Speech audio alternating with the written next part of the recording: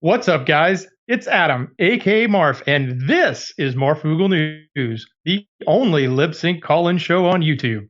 And yes, it is the only lip sync call in show. I'm sorry, I wasn't part of it. I ruined the banter, didn't I? Damn. We'll be right back with the news.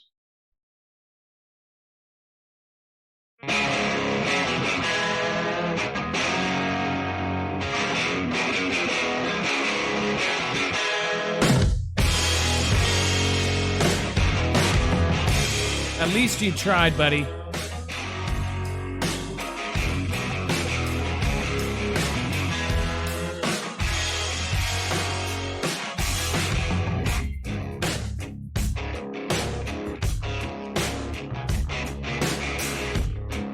All right.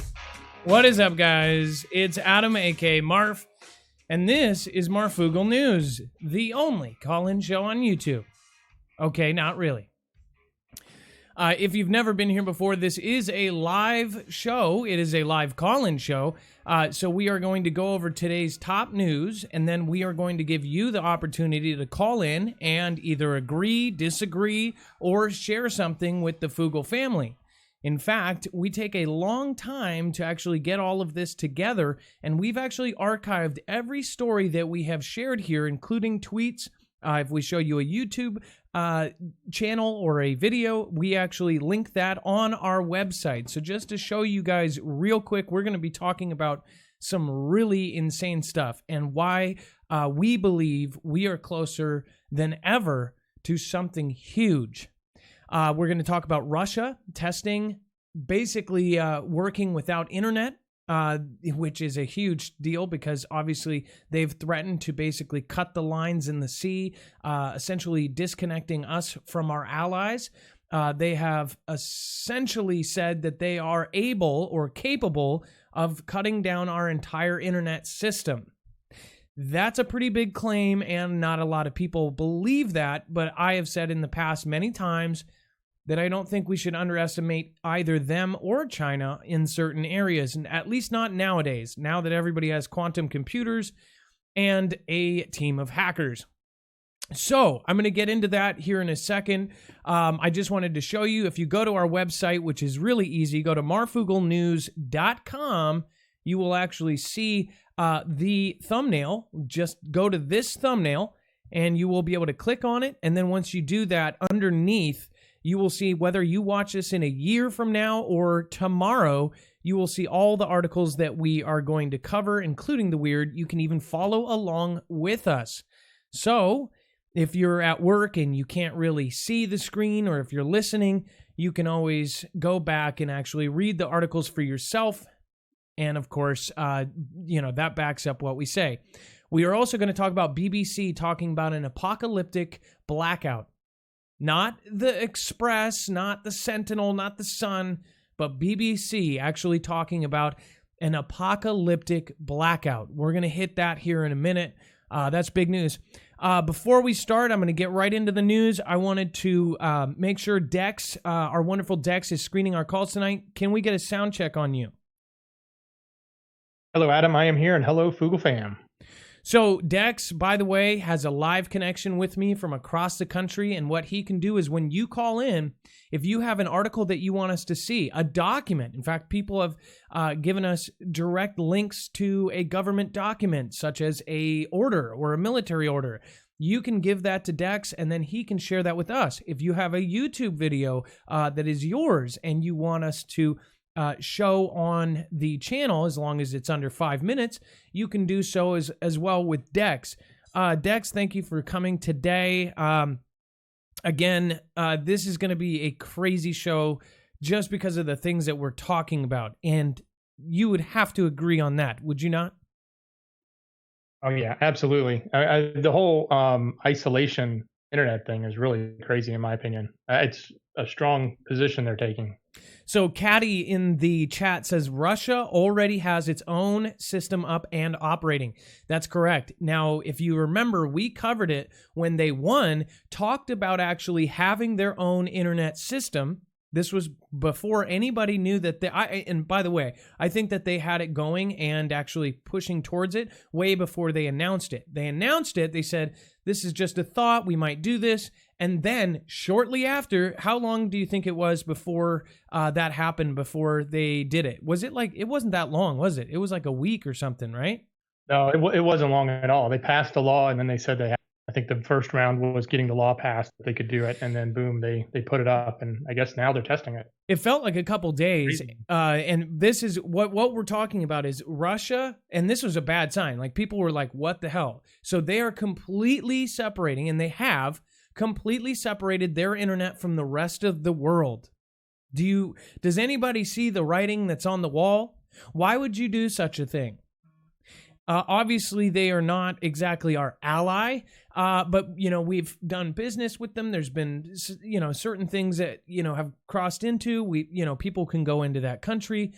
Here's the thing. It is not going well. Regardless of what president we've had, they have not become our ally. They're just not. And who knows if they ever will be. But right now, for them to take a huge step like that and to separate their internet, you could say, a couple things about that. You could say, well, they're kind of they don't want the internet from our ways of life seeping into theirs. Maybe they're going to take a step backwards into kind of, go into more of a communism type setup. I don't know what their plans are. Obviously, we still have Putin there. It's crazy to think about, but Putin has been there since 2001. In fact, Putin even warned, and this is the crazy part. Here's another thing. Putin actually warned the president at the time, Bush, and before. Even he says in an interview that he warned Clinton that something big was being planned. There's actually a clip of Putin saying this, and then he said that he warned Bush. They all knew about it. All of the countries, they've got the Five Eyes system. They saw it coming, and they warned. They said something big is being planned. That same warning is being talked about in other countries, even as small as Norway. Norwegian leaders are saying that they have caught wind of us having something happen again. Now, this isn't to scare anybody, but this is to say, these things are said all the time. So we have to really search out and try to get to the bottom of everything that's being said. So with this show, please feel free to correct us. If we cover something that is not, is not correct, we normally correct it, whether it be on the end of the show. Sometimes we'll actually correct it by the end of the show if somebody calls in or chats or, types in the right one, or the next day. But we actually don't have to do that very often. And the reason why is we are taking mainstream, we are taking left, we are taking right, we're taking news from all over the place, but then we talk about it. And it's an open forum so we can all dedicate ourselves and 2,000 brains plus, usually, to really thinking about what does this mean? If there's 2,000 minds scrutinizing something at the same time, a lot of the times you get to kind of common sense. So with that being said, I'm going to start. We're going to get through the regular news. We are touching the weird news today. And then, of course, we are going to get into the live calls, which, again, is at 2244-00-MARF.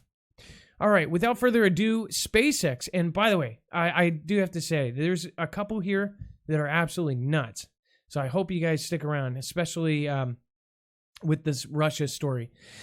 SpaceX wants to land Starship on the moon before 2022, then do cargo runs for 2024 human landing.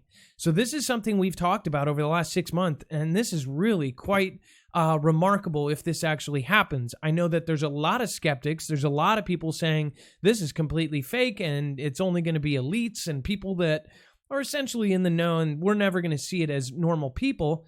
But, some of the people out here are very excited about this. I am not. In fact, I think this is kind of a scary thought. So say just everything we believe is true. Say space is out there. We've got the moon and Mars. If this is the case and we are going to other planets, there's a reason why. You've got all this talk about climate change, all this. Recently, what was kind of crazy, and this doesn't confirm anything is true or not, but Edward Snowden himself, who had essentially access to the CIA Google, he had ridiculous access, says that aliens are not real, which personally I don't believe. And two, that they're, what was it? That we did land on the moon. There you go again. And I'm like, okay, so fine. There you go. Also said several things about everything going on in space and this on Joe Rogan. There are a lot of things being said about this, and then with his notes, there's some weird stuff going on. So I'll talk about that here in a minute. But as far as this SpaceX wanting to go to the moon, we're going to talk about that, and I'm telling you, we're going to pull some stuff together here, and you're going to see. Speaking at a quick series of interviews with commercial spaces company at this year's annual International Astronautical Congress, SpaceX president and COO Gwen Shotwell shed a little more light on her company's current thinking with regards to the mission timelines of its forthcoming Starship spacefaring vehicle. So they're straight up talking about this. And this is why a lot of this, if everything is true, and if they are trying to go to Mars, there's a reason for it. Why this climate change thing, which, by the way, that's where I was trying to get. Edward Snowden says that climate change is real, but then again, he says that the moon landing was too. So there's that. Then, of course, it says the Starship, currently in parallel development at SpaceX's South Texas and Florida facilities, is intended to be an all-purpose successor to and replacement for both the Falcon 9 and the Falcon Heavy, with a higher payload capacity and the ability to reach the moon and eventually Mars. Now, some of my peers have talked about how impressed they are with the rockets that Elon Musk has designed. These rockets essentially go down, they take off, and then they actually come down, and then they land. And I know people are going to be commenting like crazy. Aspartame! I get it. It's, I don't drink, I don't do drugs. This is my horrible addiction. So it comes down and it lands like that. Boom. It's pretty remarkable when you see it in person, which, that is one thing that I was lucky enough to see when it was first done. And it really does happen. Some people are even saying they don't believe that they really do land back in.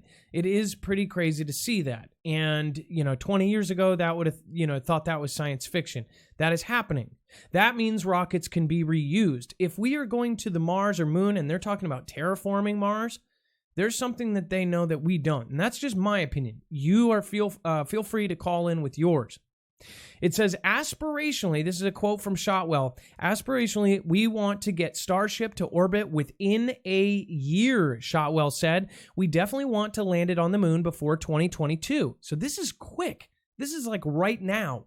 We want to, quote, stage cargo there to make sure that there are resources for the folks that ultimately land on the moon by 2024.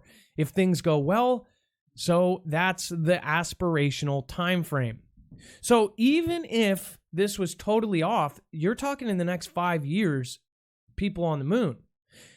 Do some of you think we won't even be around in 5 years? Like they could say that we're going to go to Planet X, and if they knew that something is happening in 2 years, heck, they could say that people are going to evolve into three-legged mammals.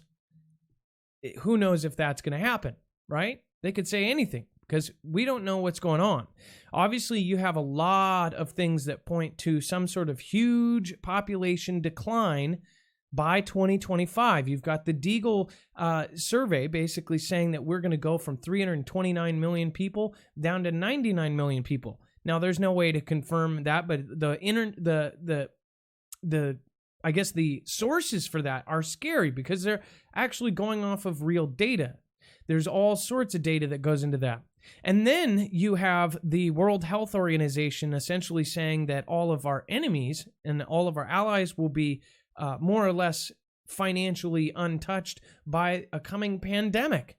So we don't actually know what is going to go down, but you've got people like Bill Gates saying that serious things are going to happen. And now we're buying $2.8 billion worth of smallpox vaccines. I can't even say that word. So there's all sorts of things going on. We are going to see people going into space, apparently. We don't know. Whatever your opinion on that is, give me a call. Huge swath of California could go dark with widest power outages yet expected this weekend. So they say that there's even higher winds and they are going to be doing even more. It says this weekend's planned power outages could be the largest yet in California, as utilities such as PG&E and Southern California Edison order wide blackouts to prevent more blazes and more wildfire liability amid heavy, hot winds. Now, here's one thing that I think about is, what if we knocked out power to an entire city by the waterfront? And what if a country took that, took advantage of that and invaded in that area?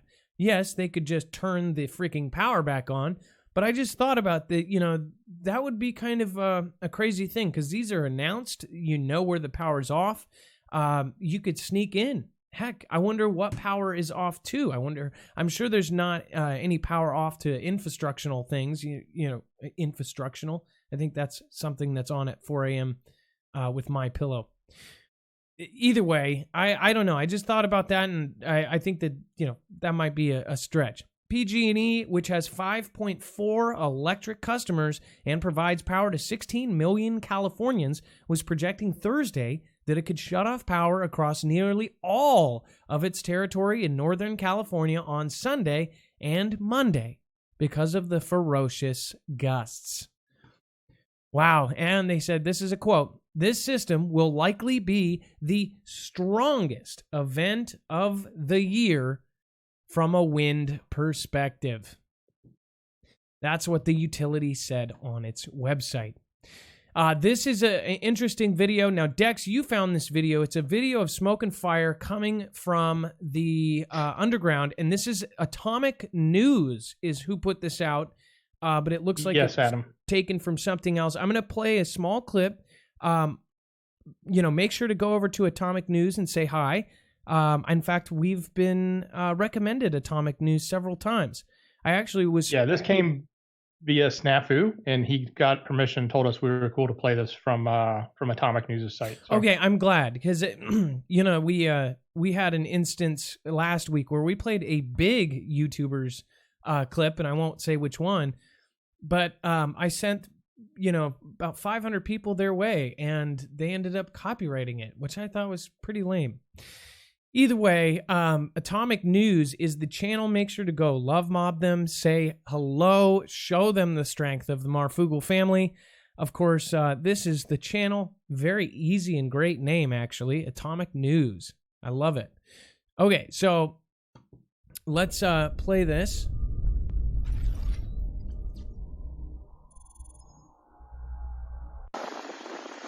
There's fire actually coming through the manholes at Porter Ranch up at the Ralphs up here. That's pretty crazy. I've never seen that before. A lot of flames coming through there. So it's underground at this moment. There's some more over here coming through another vent. Tell me how that happens. That's wild. Atomic News, great find. Again, that is quite the video. Honestly, I've never, I don't think I've ever seen that. Just to show you one more time. Fire actually coming through the manholes at Porter Ranch up at the Ralphs up here. That's pretty crazy. I've never seen that before. You can see the glow underneath. A lot of flames coming through there. So it's underground at this moment. There's some more over here coming through another vent. That's wild. And honestly, that is exactly as described. That is wild. I've never... Look at that. That is just nuts. You can see the bright glow of the fire underneath in the sewers.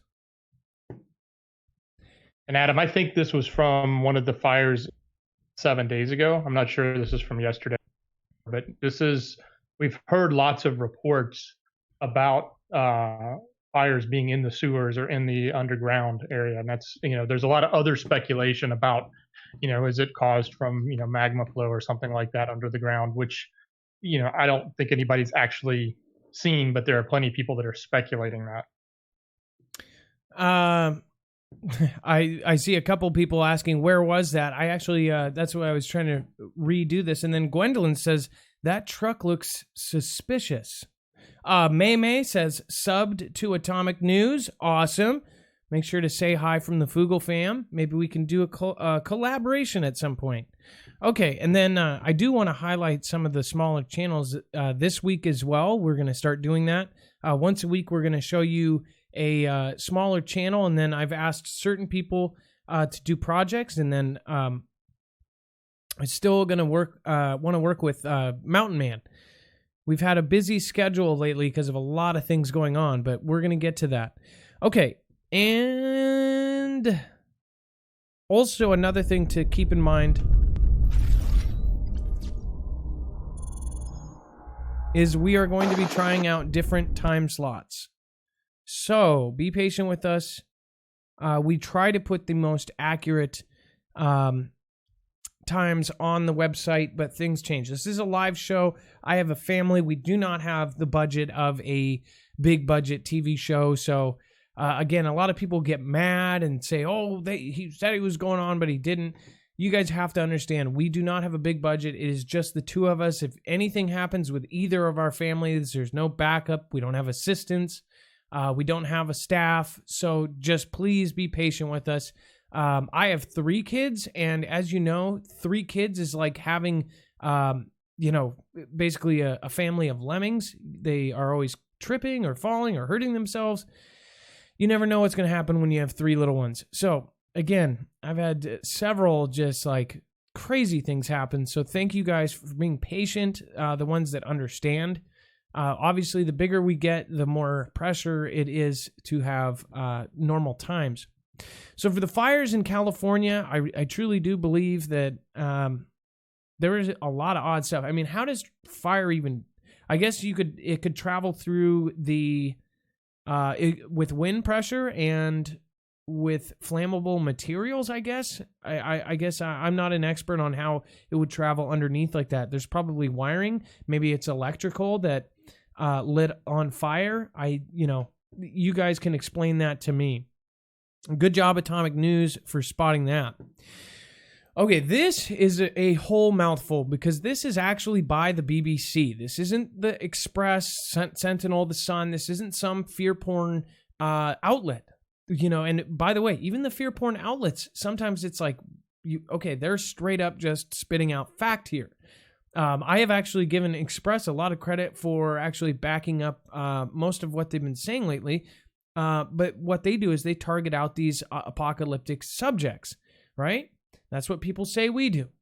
I don't try to target this stuff. I think it's the stuff that people don't want to talk about, they don't want to hear about, and it's what your friends and family think you're crazy for believing. I don't think it's crazy to think about all situations that possibly could happen. And this is a super likely situation. Out of all of the crazy things that could happen, this is actually one of the most serious threats to our entire country. We know this for a fact. We've talked to people that actually work with the freaking country to do this, and they're all saying the same thing. This is a big deal. I mean, a lot of the times when you talk to them, they say when it happens, not if. That's scary. And then they catch themselves. It says, as hospital patients in Venezuela found out earlier this year during a 5-day nationwide blackout, power cuts can do more than just turn out the lights. So obviously we've seen multiple power outs in entire countries lately, and that's not on accident. Personally, we actually caught people hacking power zones in Venezuela. They said it was us. Some sort of retort is coming back. This is something that can be done all online. Get this. Say they hack all of Venezuela, knock out the power to the entire place, right? Is that practice? Because Isn't it kind of funny that Russia just separated its internet completely and they're testing it on how to do it? We'll talk about that here in a minute. But get this. There was nothing the doctors could do in almost total darkness, broken only by the beam of a couple of torches and the glow from their mobile phones. The hospital staff watched helplessly as their patient died in front of them. The elderly woman was suffering from a blood clot in her lungs, a common but life-threatening problem that can be treated with the right drugs and equipment. Everything the doctors needed to save the woman, including a mechanical ventilator, was tantalizingly close in the intensive care unit several floors below. But with no power in the 9-floor hospital in Maracay, they had no way to reach it. Without electricity, the lifts did not work. It was a situation being played out in hospitals dotted all over Venezuela in March this year during a 5-day nationwide blackout that accompanied the growing political and economic crisis facing the South American country. Unprepared for the sudden loss of power, backup generators in some hospitals failed, while others only had enough energy to keep a few of the most vital wards functioning. This was a horrible situation that we saw go down. We could see all of the chaos, people throwing Molotovs, fires everywhere, people looting. I mean, this was some pretty serious stuff.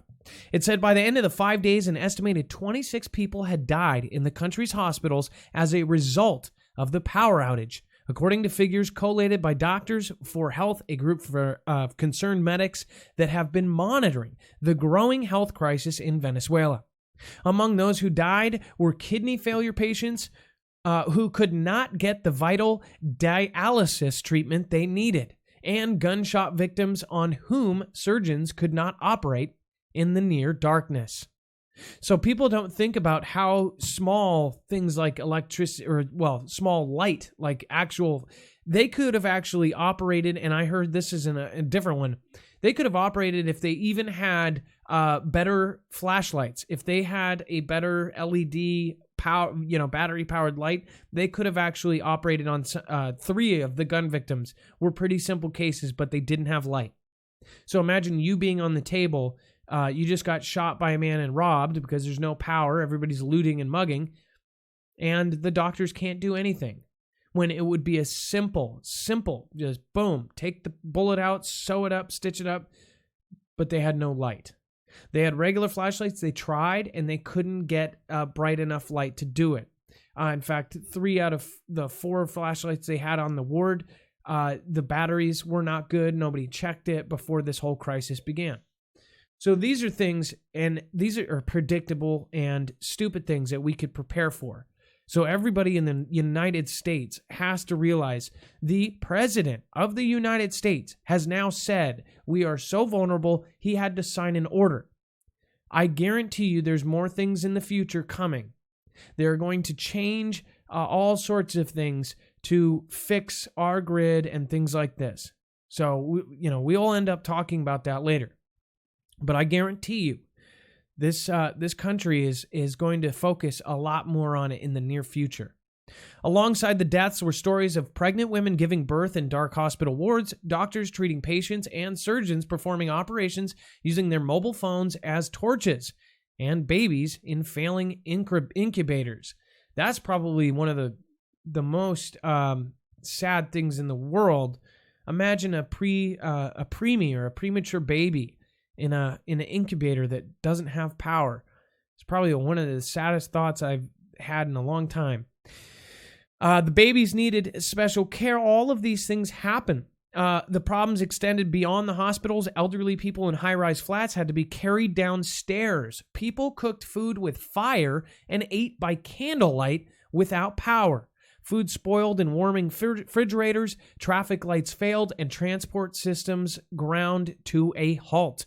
The pumps that drove running water to people's homes stopped, sending residents on a desperate search for water in nearby rivers, streams, and even sewers.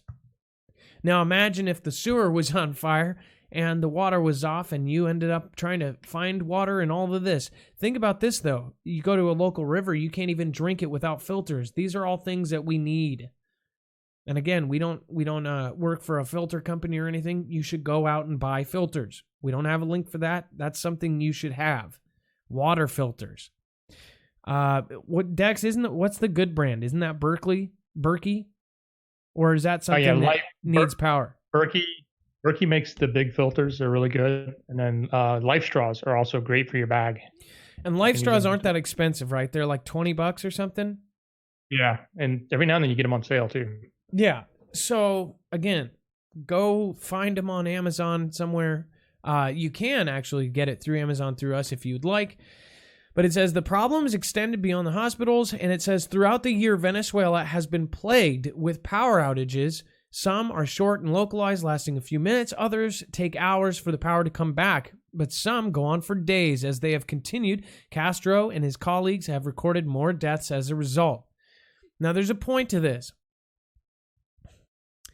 They believe that this is something that not only is happening, but they believe that this will happen to all sorts of other people, not just Venezuela. Now it says the blackouts in Venezuela hit people's homes, causing pumps powering running water to stop and food to spoil in fridges. It says the situation he describes seems almost apocalyptic in a country that until a few years ago was one of the richest in South America and has the largest proven oil reserves in the world.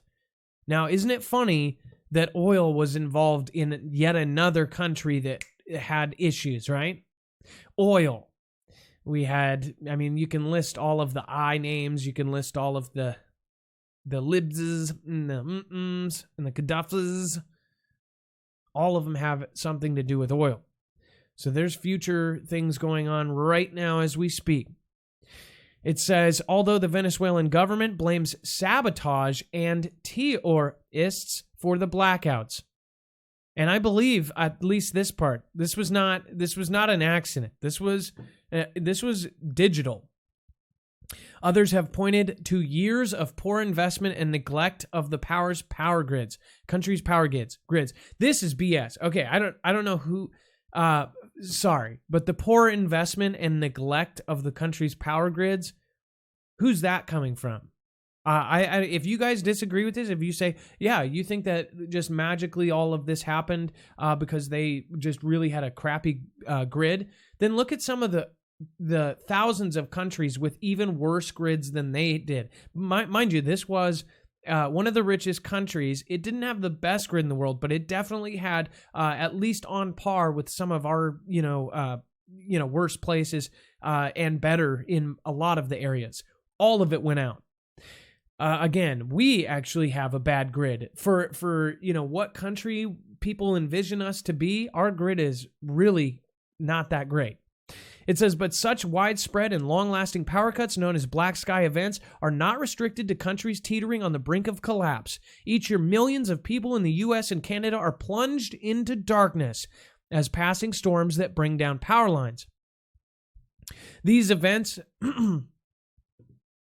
It says, in June this year, almost all of Argentina, Uruguay, and Paraguay were hit by a power outage that left nearly 40 million people without electricity. In August, almost 1 million people in the UK were left without power, trapping commuters on busy trains and it says when lightning strikes caused a gas-fired power plant and offshore wind farm to shut down simultaneously. This was caused by lightning. So these things can happen. I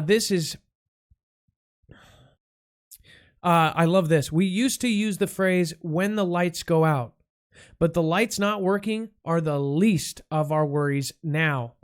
So much of our lives and almost everything we do is now dependent on energy, and particularly in our electricity supplies. It says... We used to use the phrase, when the lights go out, but the lights not working are the least of our worries.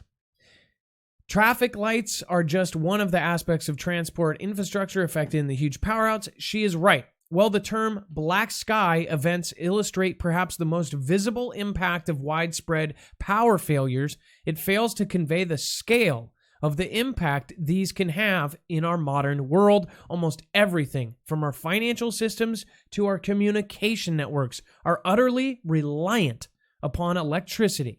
Other critical infrastructure like water supplies and our sewer systems rely on electrical powered pumps to keep them running. With no power, fuel pumps at the petrol stations stop working. Road signs, traffic lights, and train stations go dead.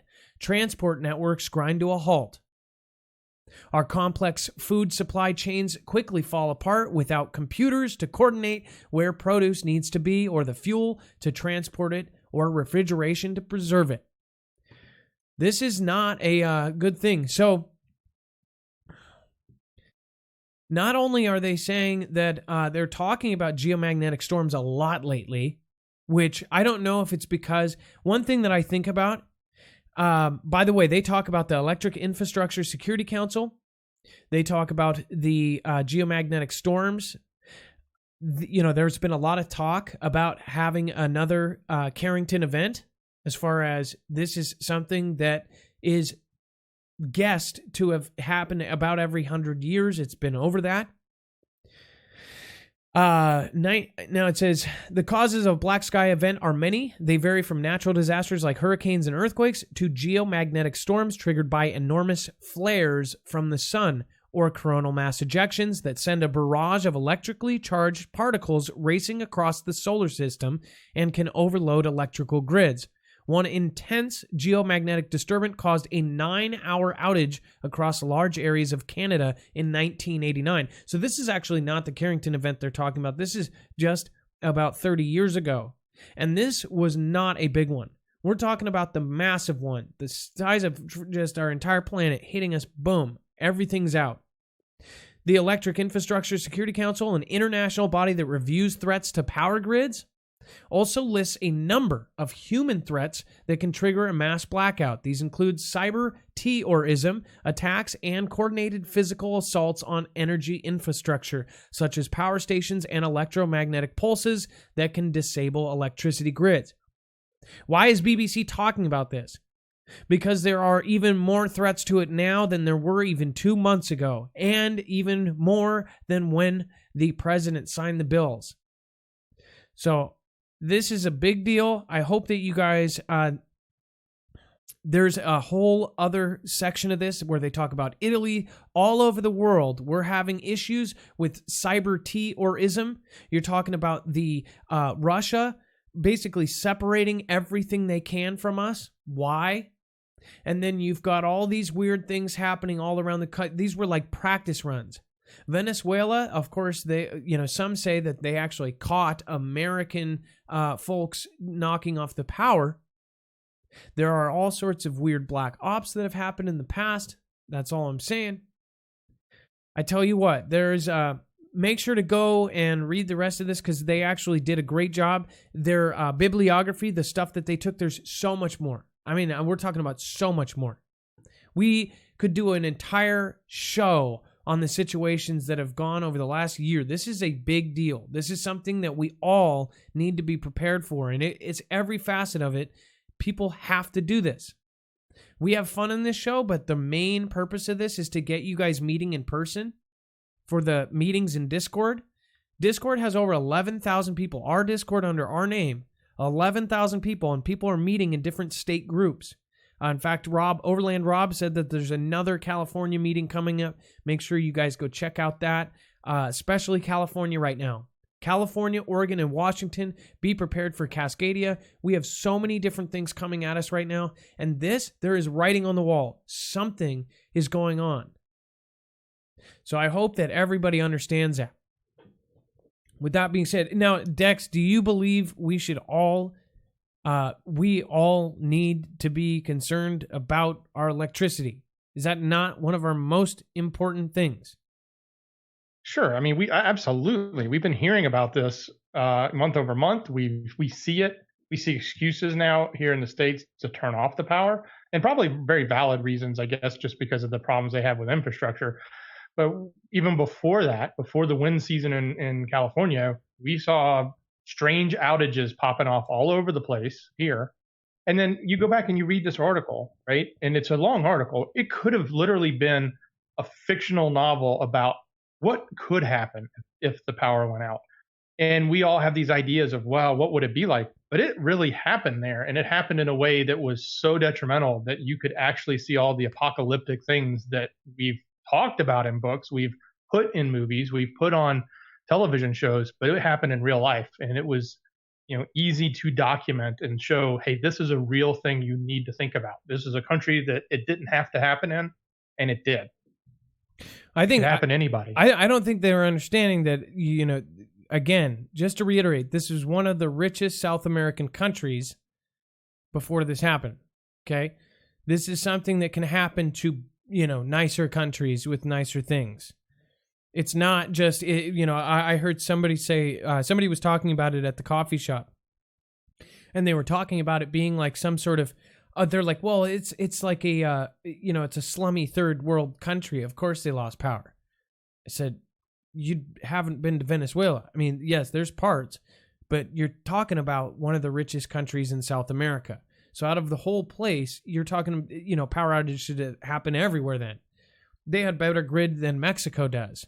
That's in fact, one of the politicians said that Mexico has a worse power grid than them. That means all of Mexico could go out then. So, with that being said, I don't think people are gonna be prepared. So I would say to all of our groups, all of our Marfoogle News Discord groups that are meeting in person. I mean, you guys can call your groups whatever. You can even name your groups whatever. All your groups should be focused on this now rather than later. Either way, the same things that you're preparing for will be good for California, Oregon, and Washington, because you're going to lose power when the Cascadia subduction zone hits us. Jeremy Williams, welcome to the fam. Thank you for subscribing. As always, if you subscribe during the show, you will get a shout out. Kelly2334, thank you for the $20 super chat. Says thank you for all your hard work, Adam, Dex, and all the mods. Appreciate that, Kelly. We've got several new subscribers just in the last hour. Shane Reed, keep up the good work. Really enjoy the show. I appreciate that, Shane. I don't believe I've actually talked to you yet. Farva, BBC. Nate Kopp says BBC equals big. Not going to finish that. Nate Kopp, you demand, Marfizzle. You actually got me with that. Farva says MTV equals empty TV. Oh, that's good enough. I don't know how that works out, but Kyle Strong, MTV, awesome. Marfoogle TV, LOL, love the shirt, which, by the way, it's backwards because everything is backwards. I explained the other day that people thought that I was putting makeup over my tattoo because it switches, but that's only because everything is backwards. That's why it's Os. I don't know if you can see that. You can't see it. Either way. Farva assimilate. Tony Danza. Farva says I'm in Marf mode. Mark me up. Prosperous Music says we are entering the soaring 20s. Virgin Galactic goes public on the NYSE this coming Monday. There's all sorts of things happening right now. There's a couple companies that I saw that are just going to explode in quantum computers, which that's a scary thought. Kenny Braceno says, on a side note, Kansas is so flat you can see your dog run away for 2 weeks. That's pretty good. Thank you, Kenny. Sharon Reed says, hello, because she just subscribed. Thank you for subscribing. Central Florida Prepper, power shut off? Call Dex. He can fix that like it's nothing. Tech King. You like that, Dex? Thanks, CFP. I got a chuckle out of that. That's good. Colleen Luce Wilson says, hey, everyone. Thanks, Marf, Dex, and Mods. WTFP in Mississippi has subscribed. Thank you. Central Florida Prepper, much love and respect to you, Adam, the Marfoogle team, and all the Marfoogle family. Mark MC, welcome to the fam. I mean that. Mods, make sure to welcome Mark. April Osborne, hi, Adam. We got our first foster kids last night. A 2-year-old, a girl, 2 years old, and her brother, who is 1 year old tomorrow. We're so excited. April, I believe you have your last chemo at the end of the month, correct? On Halloween. Kenny Parker, April Osborne, by the way, congratulations. Kenny Parker, thank you for subscribing. I appreciate you. Make sure to welcome Kenny. Prepper Ilea, it's going to be another sleepless night watching the ridge as the glow burns bright. The only thing that keeps my heart at ease is our beautiful forest of already scorched trees. Ilea.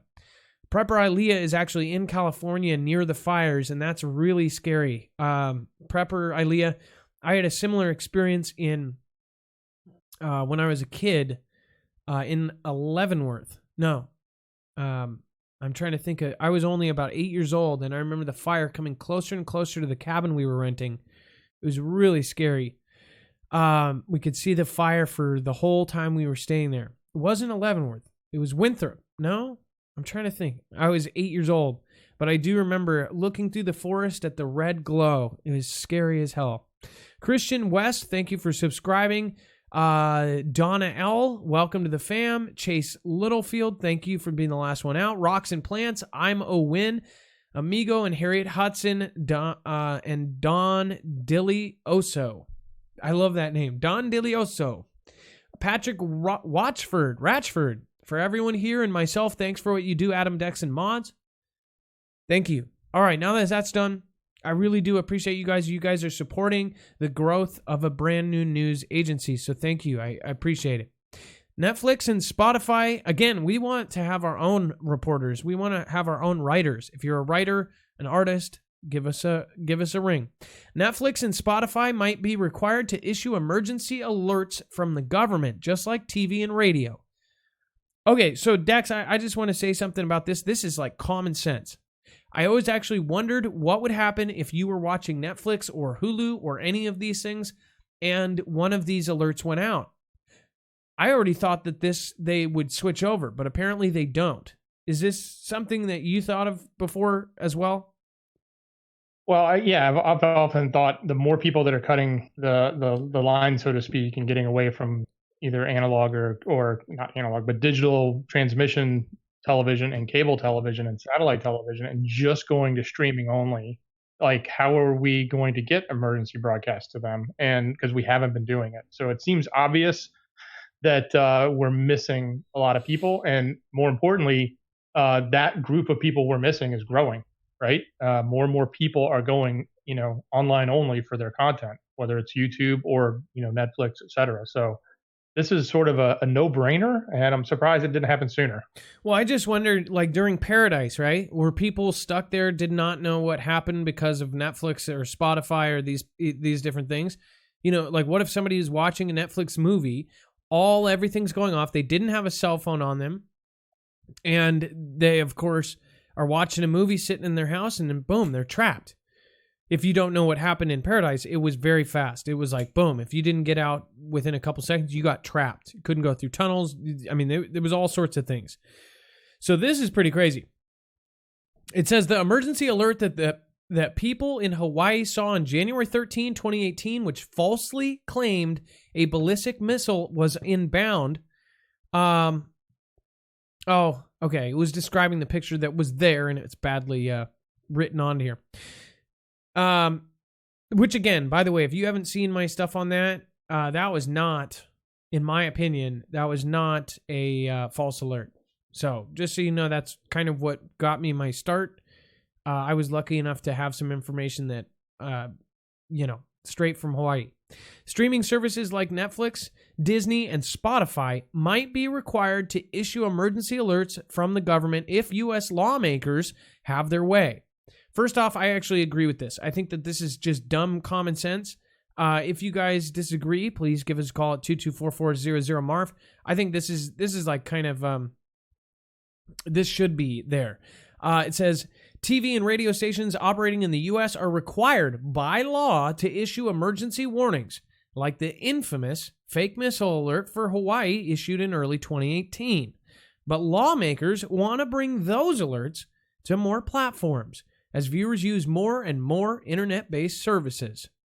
Again, I don't think people realize how strong the internet game is nowadays. People are going here for their news rather than the three-letter TV stations. So I think that's I think that's honestly kind of common sense. They should have. I thought they already did have that. I would think that would be one of the first things if you had a service like that people spend hours and hours and hours on. Is there a downside to it? I don't see one. I guess, you couldn't get away from them, right? U.S. B-52 simulates bombing run near Russia's Kaliningrad. Just to read that again, U.S. B-52 bombing run near Russia's Kaliningrad. They just practiced bombing Russia. You've got Russia practicing surviving without internet. Super, super weird. Okay. This is a B-52, by the way. If you've never seen one, they are gigantor. They look like they got sucked up in a vacuum. They look like a middle-aged dad sucking in their guts. And you definitely don't want to see this dad drop a deuce. It says, this was the second time in recent days that a U.S. bomber approached Russia's borders and appeared to carry out a bombing simulation, with the previous incident taking place on October 19th. In that incident, Russian Su-27 fighter was scrambled to escort the USAF B-52H approaching Crimea. Now remember, they annexed Crimea. They actually took it. They straight up took it in today's day. They were like, nope, this is ours. A US B-52 Strato Fortress is what they call it. It's literally a fortress in the sky. Strategic bomber has carried out a simulated bombing of the Russian Baltic Fleet's base in the enclave of Kaliningrad. Aircraft monitoring resource plane radar has reported. This is a big deal, folks, and I believe people are starting to see kind of the connections here. People say that we're friends with them.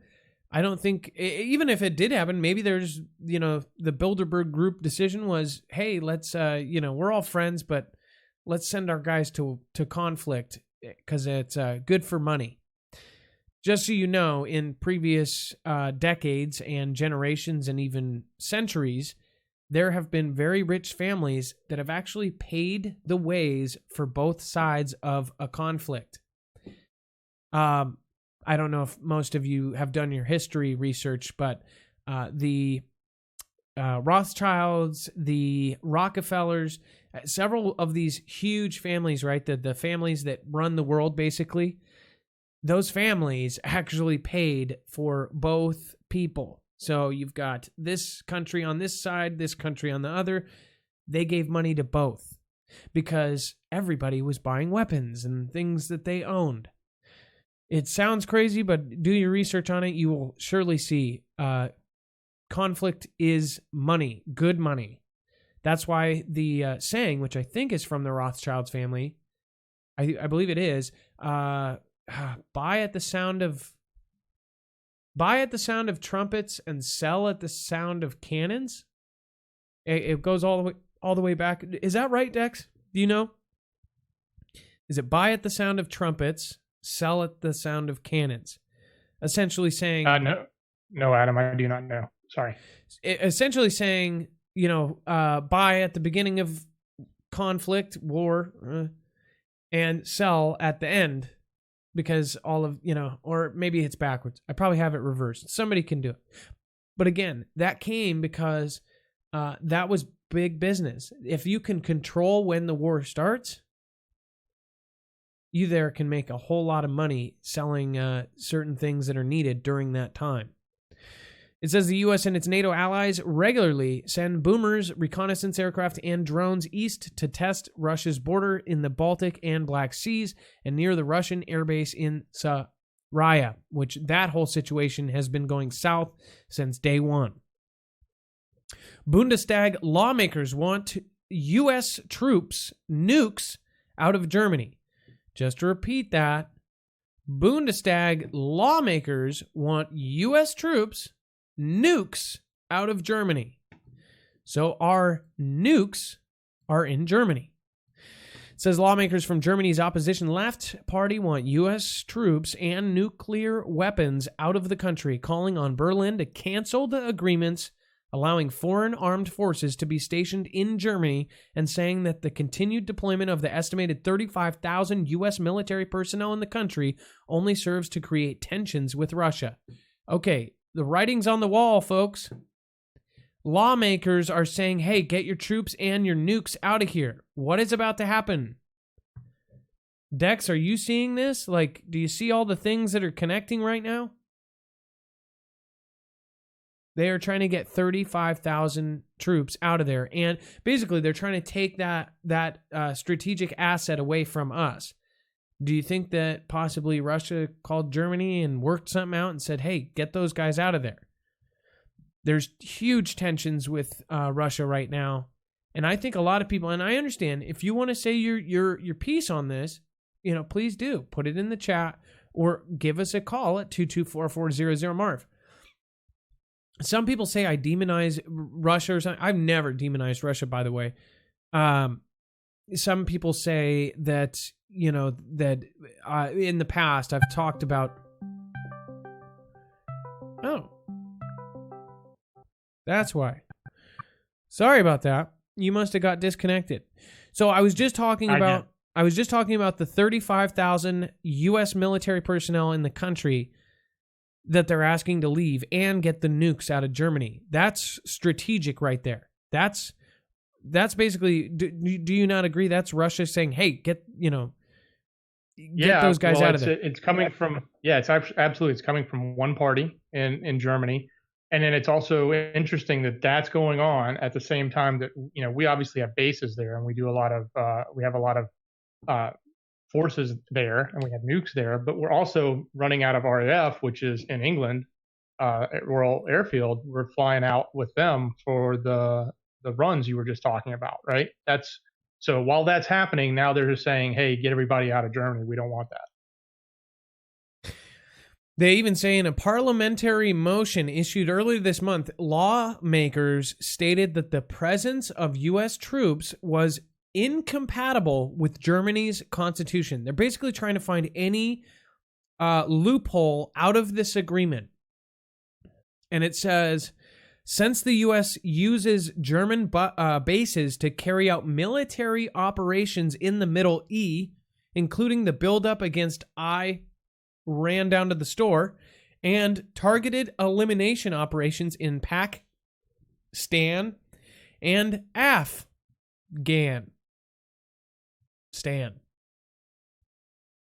The motion also points to the planned modernization of 20 U.S. nuclear bombs at Buchel Air Force Base in Western Germany, which lawmakers find unacceptable. So, yeah, it's all these little things that basically all point the same direction. It's not like they're coming out and announcing it. It's when you see every single angle, including other countries, all lined up towards one thing. Not good. Nuclear fusion plasma cannon with 36 guns to be completed for the U.S. Army in 2020. Okay, first off, this sounds like almost like a South Park joke, right? It's a nuclear fusion plasma cannon with 36 guns. That's like saying, America, yeah. Wow, that's impressive. I don't know if we have a picture of this, do we? Let's see. I think there's a rendition. Oh, okay. So it's going to have one of those little metal ball mazes, and it's going to shoot out a huge laser beam. Pretty nuts. Wow. So it actually works by smashing atoms together. When high-speed neutrons collide with unstable isotopes, the large, heavier isotopes break up into smaller particles, releasing huge amounts of energy. This is the type of energy used in nuclear reactors and power plants. So wait a second. It sounds like they're making a nuclear laser, essentially. Sounds like some Superman eyes stuff. So Boasting 36 plasma guns, 18 of which have already been installed, the cannon shoots supersonic jets of ionized gas to a central interior fuel source inside the sphere, which then becomes the nuclear fusion fuel source. Wow. I like how they point out nuclear fusion is the opposite of nuclear fission. Well, fission is created by splitting atoms apart. Fusion is when they're smashed together. So basically, this does a mishmash of atoms and then launches it out. Pretty freaking nuts.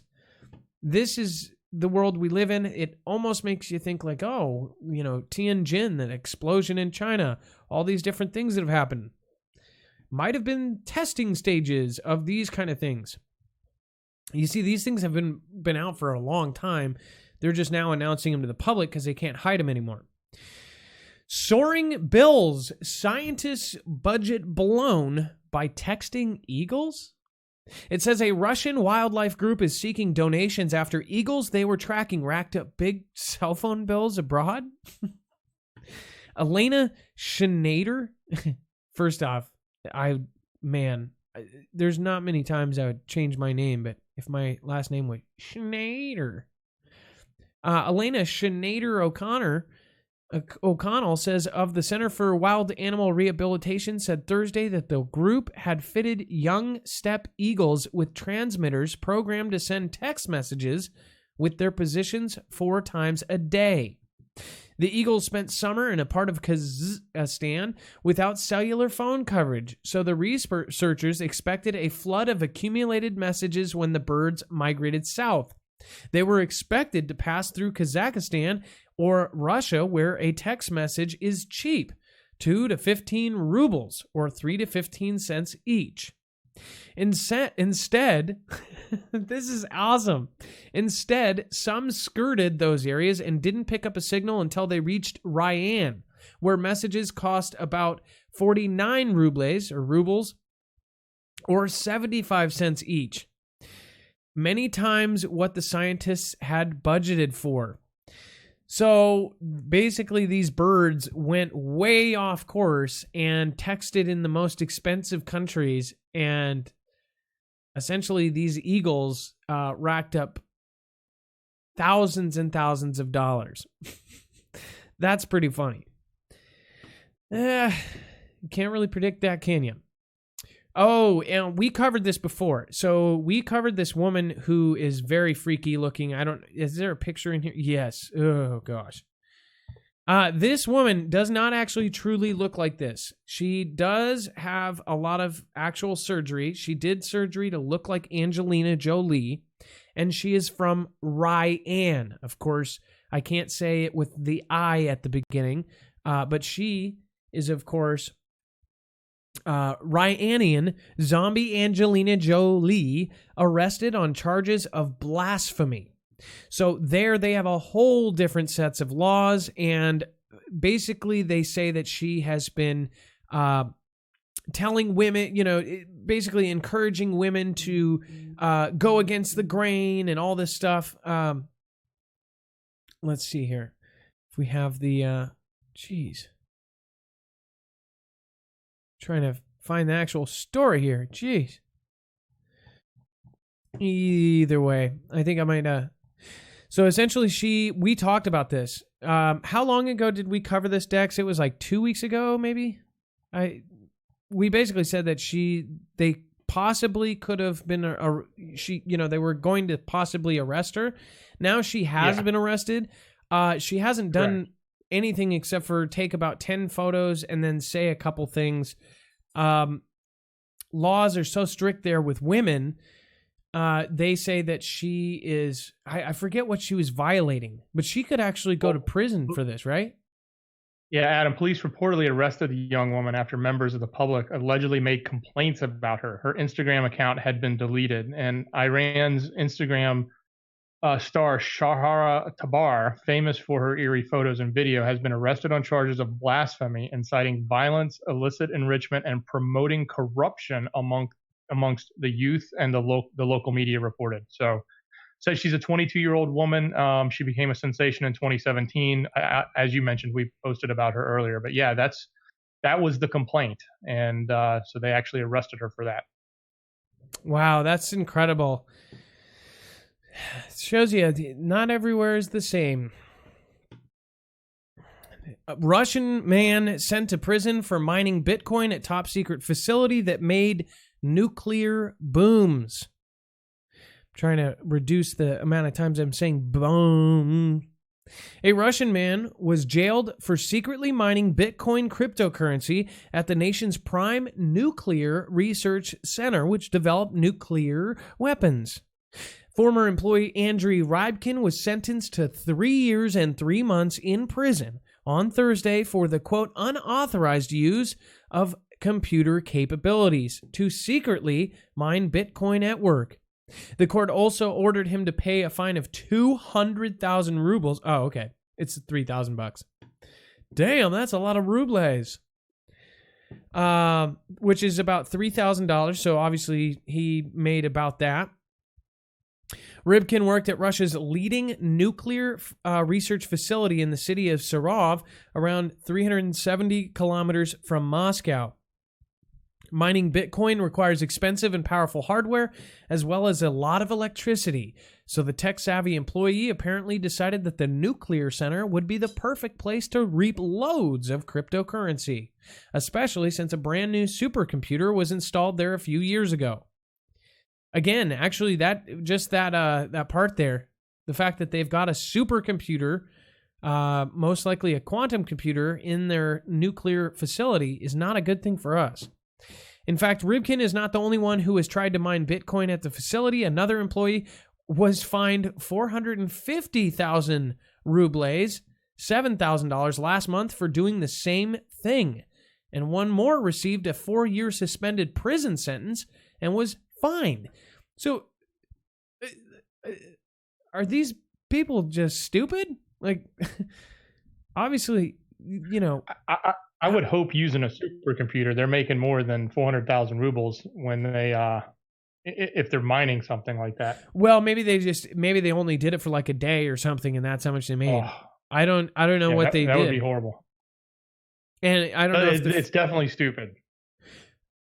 Because you would think that the fine that they were charged would outweigh what they made. I don't know. You know. And it's in Bitcoin. Maybe they couldn't access the Bitcoin. Maybe they didn't know how much they got. I don't know. Yeah, possibly. Police, man shot 15 times, walks into an emergency room. This should almost be in the weird section. Philadelphia police say a man who was shot 15 times walked into a hospital emergency room and is expected to survive. Wow, that's incredible. They found 23 spent shell casings at the scene. The 27-year-old is in critical condition but is expected to survive. Small says it's pretty miraculous. I bet you that man had the full armor of God on. That's what I think. Wow, that's incredible. Arkansas hunter dies after being attacked by deer he thought was dead. Are you effing kidding? By deer? Okay. Thomas Alexander, 66, was hunting deer near Yellville on Tuesday night when he believed he had successfully shot a deer, officials said. Alexander, who lived in the area and was an experienced hunter, was sitting in an elevated deer stand during the state's muzzleloader season. And it says after going down to check on his kill, Alexander soon discovered that the animal was in fact not dead. There was deer blood found in the location where the attack happened. It appears he shot the deer. Oh, okay, a big deer. And he had put his rifle down near the deer stand and walked down to check to make sure it was dead. And that's when whatever happened. I don't even think they know. The deer, which was not fatally injured, got back up and attacked Anderson, who suffered several puncture wounds on his body. Our assumption is the deer did gore him with his antlers. Okay, so I get it. I'm thinking like Bambi, and this thing was like Bambi's dad, and had huge horns. You do not want to mess with one of these guys. And yeah, they can gore you just like a bull. That's really sad. I'm, pray for his family. I'm sure that, but, gosh, that's really a horrible story. It's really, really sad. Russia will test its ability to disconnect from the internet. This is what I'm talking about when I say the writing is on the wall. It says Russia will test its international Runet network to see whether the country can function without the global internet. The Russian government announced Monday that the test will begin after November 1st, recur at least annually, and possibly more frequently. It's the latest move in a series of technical and policy steps intended to allow the Russian government to cut its citizens off from the rest of the world. Why would they want to do that? On Monday, the government approved the provision on conducting exercises to ensure the stable, safe, and holistic functioning of the internet and public communications networks in the Russian Federation. Notes in Article D, it says the original article is in Russia. We verified a translation with the help of a native Russian speaker. Quote, the exercises are held at the federal, and regional levels, it says, and then it clarifies territory of Russian Federation and regional in the territory of one or more of the constituent entities of the Russian Federation. It says the word holistic shows that the exercises follow April's passage of the Sovereign Internet Law. This is what we talked about before and after. That will require all internet traffic in Russia to pass through official choke points, allowing the government to shut down outside access, block websites they don't like, and monitor traffic. Russia launched the closed data transfer segment, basically a big military intranet for classified data, similar to the Pentagon's Joint Worldwide Intelligence Communication System. The following year, Russia announced that it intends to build its own domain name directory, which would allow it to reroute traffic intended for one website to another. And last year, Putin's top IT advisor, Herman Kamenko, and others suggested that the military intranet, properly expanded, might be able to carry the rest of the country's internet traffic. Klemenko cautioned that moving to the new system would be painful. And as recently as March, General Paul Nakasone, director of the U.S. Cyber Command and the NSA, expressed skepticism that Russia would succeed. Wow. So they are, basically, our guys said, oh, they're not going to be able to do it. I think they did it. And here's the thing, them completely separating is kind of a freaky thought because you know why they're doing it. And it's a huge overhaul. I mean, this is a huge thing that they have to do. This isn't something you do just to kind of do an FU. This is an entire country separating their internet. This is and they did it pretty quick, actually. I don't know how much physical changes had to be done for this, but that sounds pretty crazy. Well, this is very akin to if you take aside the fact that they want to isolate and make turn their internet into an intranet by blocking out the outside world for, I guess, defensive and or offensive purposes. Even when that's not happening, they're putting in a system in place that's very similar to what China has, where they are going to be able to control all access in and out, as well as that key thing they said there, the domain name servers. So that means they could, in theory, take anyone in Russia that's going to marfooglenews.com and send them to their own version of that site. They don't have to actually route the traffic to the right place. They can make their own place and they can say this is where it should go. Couldn't they also so before this happened, you're a tech guy, did they depend on our system? Yeah, the whole internet as a whole depends on the entire network depends on itself. Well, we all depend on one another. The name servers are across the network. The networks all interroute throughout the world. So yeah, everything is sort of dependent upon itself. It's like a giant mesh. And if you cut out one spot, in theory, you can route around that. But that one spot is going to be in isolation. And once you cut it off from the internet, and then they won't have the updates. They won't have the information when a new name comes online, when IP traffic gets rerouted. All that stuff gets propagated around the globe. And if they're in isolation, they won't get that. Or they may choose only to take what they want because they're no longer part of the public internet. They're a private intranet or a private network. How they would have a quantum computer to even bring in new information, because millions of websites are joining every day. So they're going to have their own thing. So get this though. So say they separate, right? Most of it though is over here, Europe, whatever. That's the internet, right? I mean, a lot of the beginning of it was, I believe, here, right? The internet. I think in peacetime, the idea isn't to shut off their internet. The idea is to throttle and control, so that they can do what China does and say, okay, I don't want to allow access to this site. We think it's bad for our country, so we're going to turn that site off and you can't have access to it. And they can censor the public internet.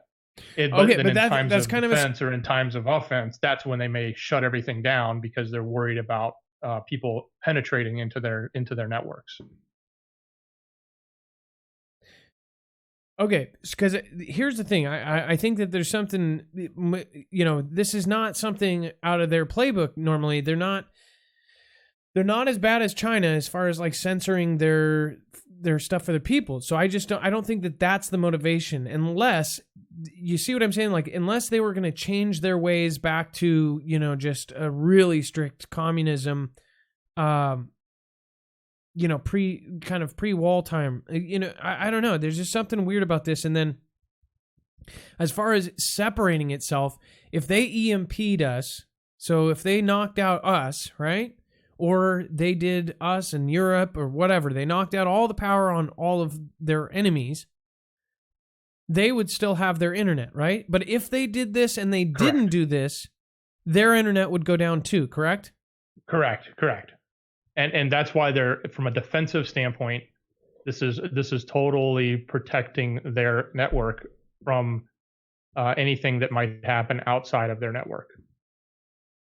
Sean just said, words from a dying man in 1987. Don't worry about Russia, worry about China. My dad in 1987 fought in Korea and Vietnam, retired command sergeant major. Well, Sean, what about when Russia and China team up? That's they both have their intranet. So you're talking about the things that we've covered. Russia is now giving free land to China. This is last year. They've been setting this up. They've been partnered up for a while now. One thing that China is dependent on us for is soy. They got free land from Russia to grow soy from Russia. They're basically saying, if you grow your stuff here, something, whatever you're dependent on from the US, you can have the land for free. So they're actually giving China parcels of land so China can grow soy. I don't see how people can't see that Russia and China want us to disappear. There's money there to be made, but I think that they think they can make it off of us as like a ruling party. I don't know. I think that there's something very, Xi Jinping made himself president for the rest of his life. That changed, right? They used to have kind of a thing where he ended up changing it. He's like, nope, I'm the last president, or at least the president until I die. So there's some weird stuff. Putin and Xi Jinping are going to be the rulers for life. Maybe they have drinks together and say, well, we'll rule the world together. I don't know. It creeps me out. And again, maybe they'll be nice to us afterwards. Zulu May 1, thank you for subscribing. Nicholas Scramento or Nicholas Cremato, thank you for subscribing. Welcome to the fam. I mean that. As always, if you subscribe during the show, you will get a shout out. Joey Lasky, DC NPC, says, hey everyone, acupuncturist DCNARNP. That's the first thing. By the way, Joey, that's the first time somebody's actually advertised on a super chat like that. But One thing I will say is we do something free for all the businesses, and we're putting together all the small business owners. So that would be something that you could join our group. So, people support the Marfoogle family. But you can't just come in and add. I mean, you should join the group, and then that will be done for free. The Quest for Camelot 144 has subscribed. Thank you for subscribing. Jeremy Williams, thank you for subscribing. Lots of new subscribers in the last 20 minutes. Christian, helicopter always hovers over my house during this show. That's crazy. That's awesome. That's not awesome, but it's weird because that actually used to happen to me when I was living at my old place, or at least I thought when I was watching this certain YouTuber. All right. Maybe they're using their new X-ray technology. Them separating their internet, though, that creeps me out. Speaking of which, if you guys want to help support us, you can do so. I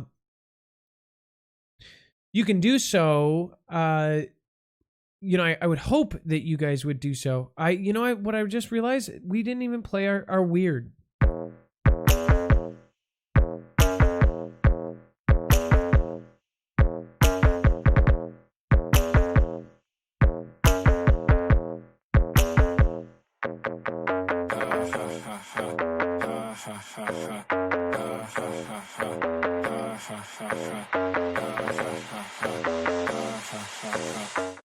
But we have no weird to play because I already went through them. See, I was supposed to separate these and those, and I didn't.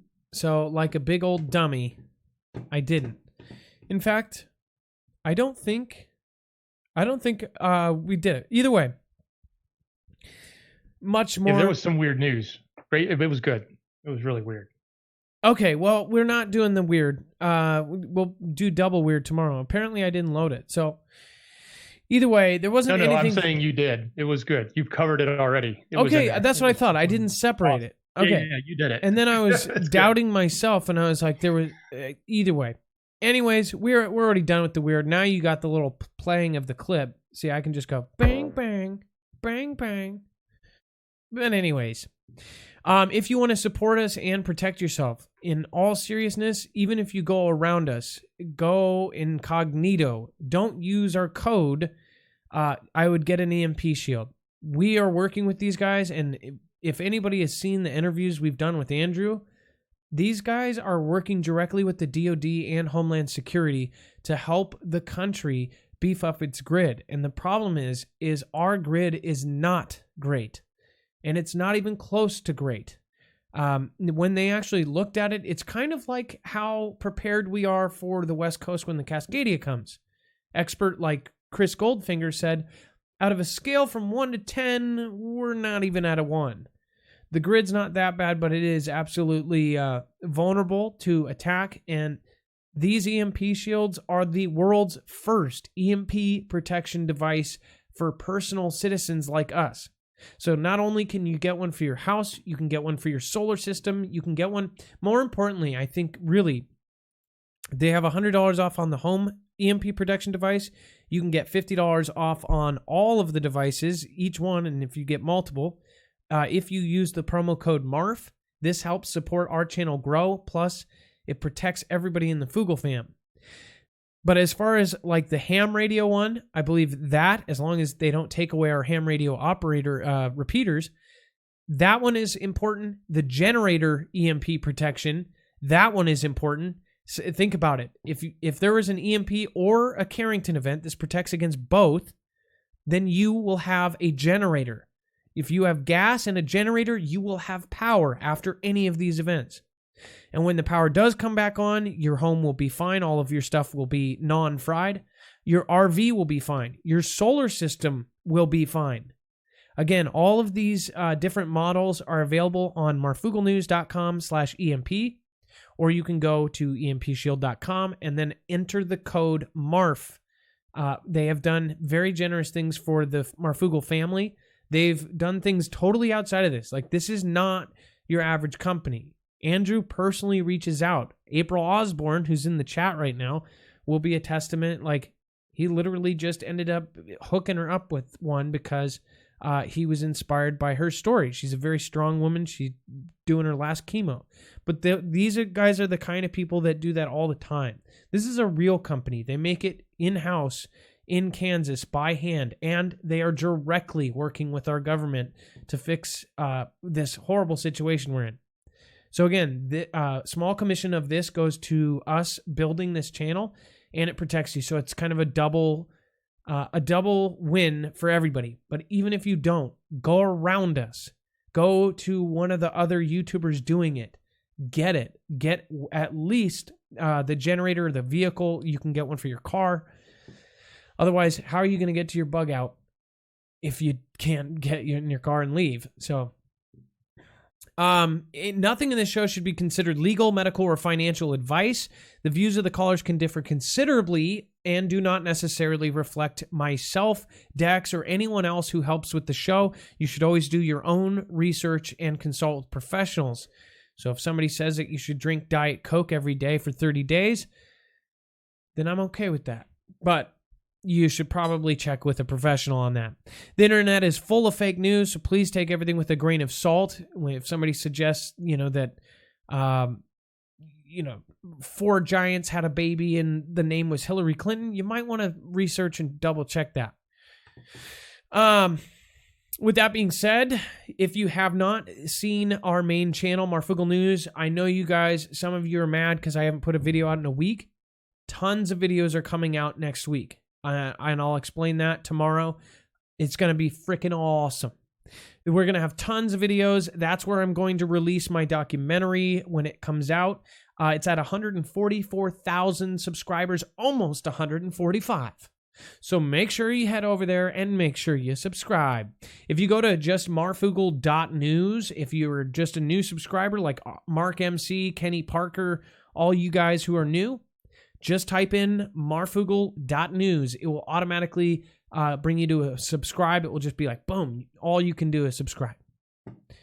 I shouldn't have told you that. It's just, boom, subscribe. And let's see, join our community. This is more important than the show itself. Meet in person with all the rest of the folk. There are certain people that have taken their time to actually organize in-person meetings to prepare for any disaster that may come. State by state, there's different disasters that will affect you. And you are probably the one in the family that actually does think about this stuff. Everybody else thinks it's taboo. Nobody wants to talk about it until after it happens. That's the dumbest way to do it. Make sure you join the Foogle Fam community. Go to marfooglenews.com and sign up for Marfoogle alerts. We actually do not use that system. We've sent to this day, over months and months and months, about 7 emails. We use it only for important things. We used it once recently to let people know we were going live earlier in the day so people would know. But this is a very important system. If anything was to hit the fan, if our military, any one of our over 300 active and retired military folks in that exclusive vetted group, let us know something's going to happen, we're going to let you know through Marfoogle alerts. And if you would like to watch the Earthing movie, the full no advertising movie, The Earthing movie with Amy Smart, Muriel Hemingway. We have exclusive access as the Marfoogle family to that movie at marfooglenews.com/GT. Or if you want to go straight to ground therapy and get any of the Earthing products, if you don't know what Earthing is, you need to check it out. It is something that has helped me. We're actually going to be able to do the daytime shows because of this. I have had a lifelong problem with sleep. That's where it really affected me. And then my digestive system. If you have those issues, you need to try this. Again, go to marfooglenews.com/earthing. I use the sleeping mat. You just go to sleep. That's all you have to do. Pretty simple. It actually grounds you. It's something you plug into the wall and it goes and it grounds into earth. It sounds like a crazy thing until you actually look at one of the 25 medical studies that back this. marfooglenews.com/earthing. And of course, you get free shipping with the code MH for Muriel Hemingway. If you haven't seen that interview, we go over a lot of the things. The original interview with Clint Ober was really informational. He actually kind of did some different things. He explains it more. But if you really want to do that, just watch the Earthing movie. It's a high budget documentary. It came out on the red carpet and everything. Go watch that. You will know what we're talking about. Again, you'll be telling everybody. You'll be getting it for Christmas gifts, everything. Telling you. If you do that, use our code though. The commission from these, we're very transparent. We want to build this. It goes to us directly. It goes to me, my family, to Dex's family now. So please help us grow this. We are trying to bring on 2 more people to build this into an actual news company. All right. And Marfia, the t-shirts, this goes to charity. We are trying to help out separate charities. Also, I want to remind you guys, the Marfia, we care about our whole Marfia family. We want to help. We want to try to get something together. I want to get something for Randall from RKTNN. Randall from RKTNN has had not 1, not 2, but 3 strokes. So I don't know what we can do for him, but we're going to try to figure something out. Please help me help him. Pray for him. Pray for everybody involved. His wife and his daughter are freaking, he supported them. He can no longer do his YouTube. He can no longer do anything. So please, let's help Randall from RKTNN in any way possible. Go over to his channel, show him some love, pray for him, do whatever. If you usually sit over here and do super chats, go over and super chat his family or find out their address, whatever. Do something for them instead. Okay. All right. With that being said, we're going to go to the first call. We have Kathy live here in a second. Let's get her on.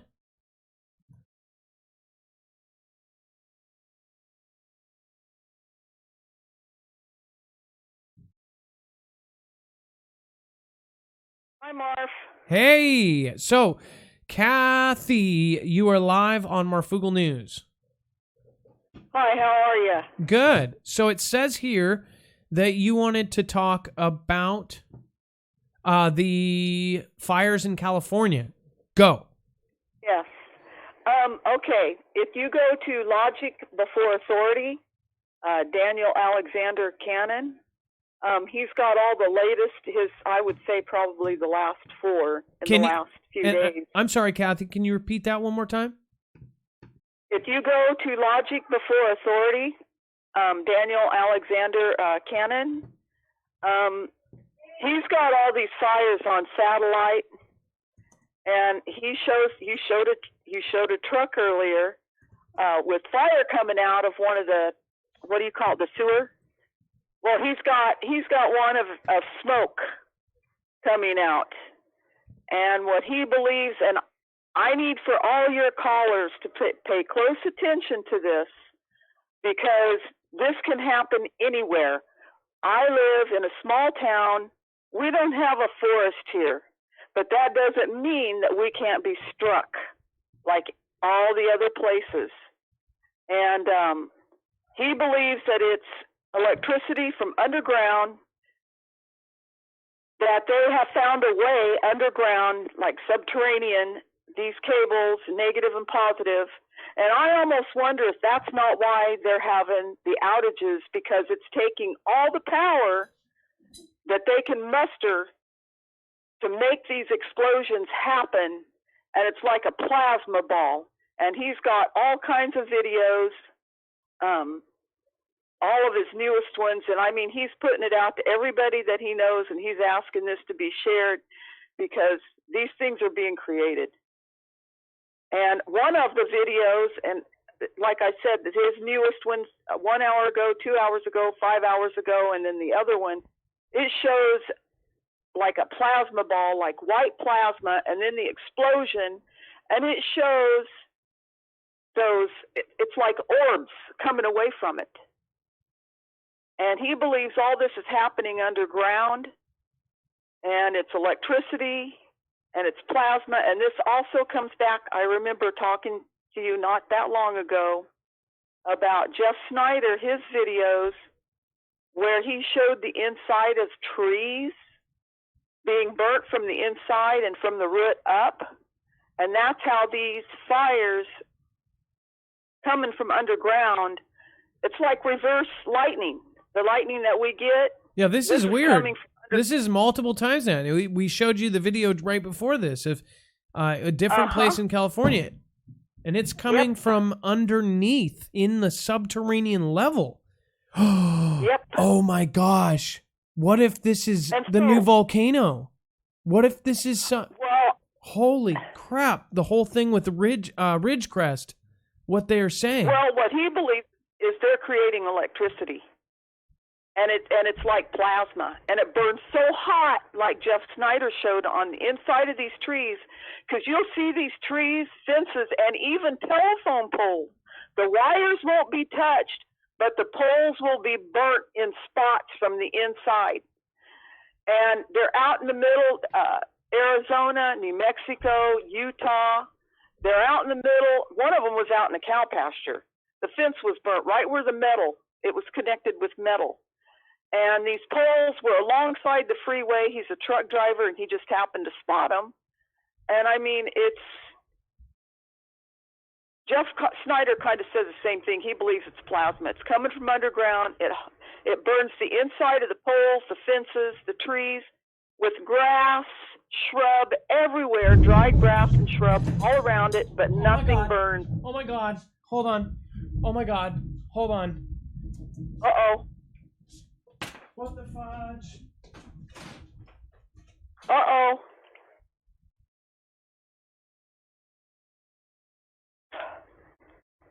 Uh-oh. Oh my God! Something just happened on this podcast.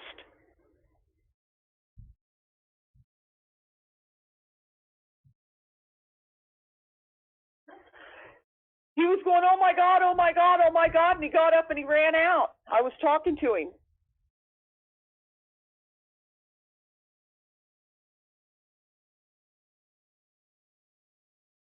Maybe he has food.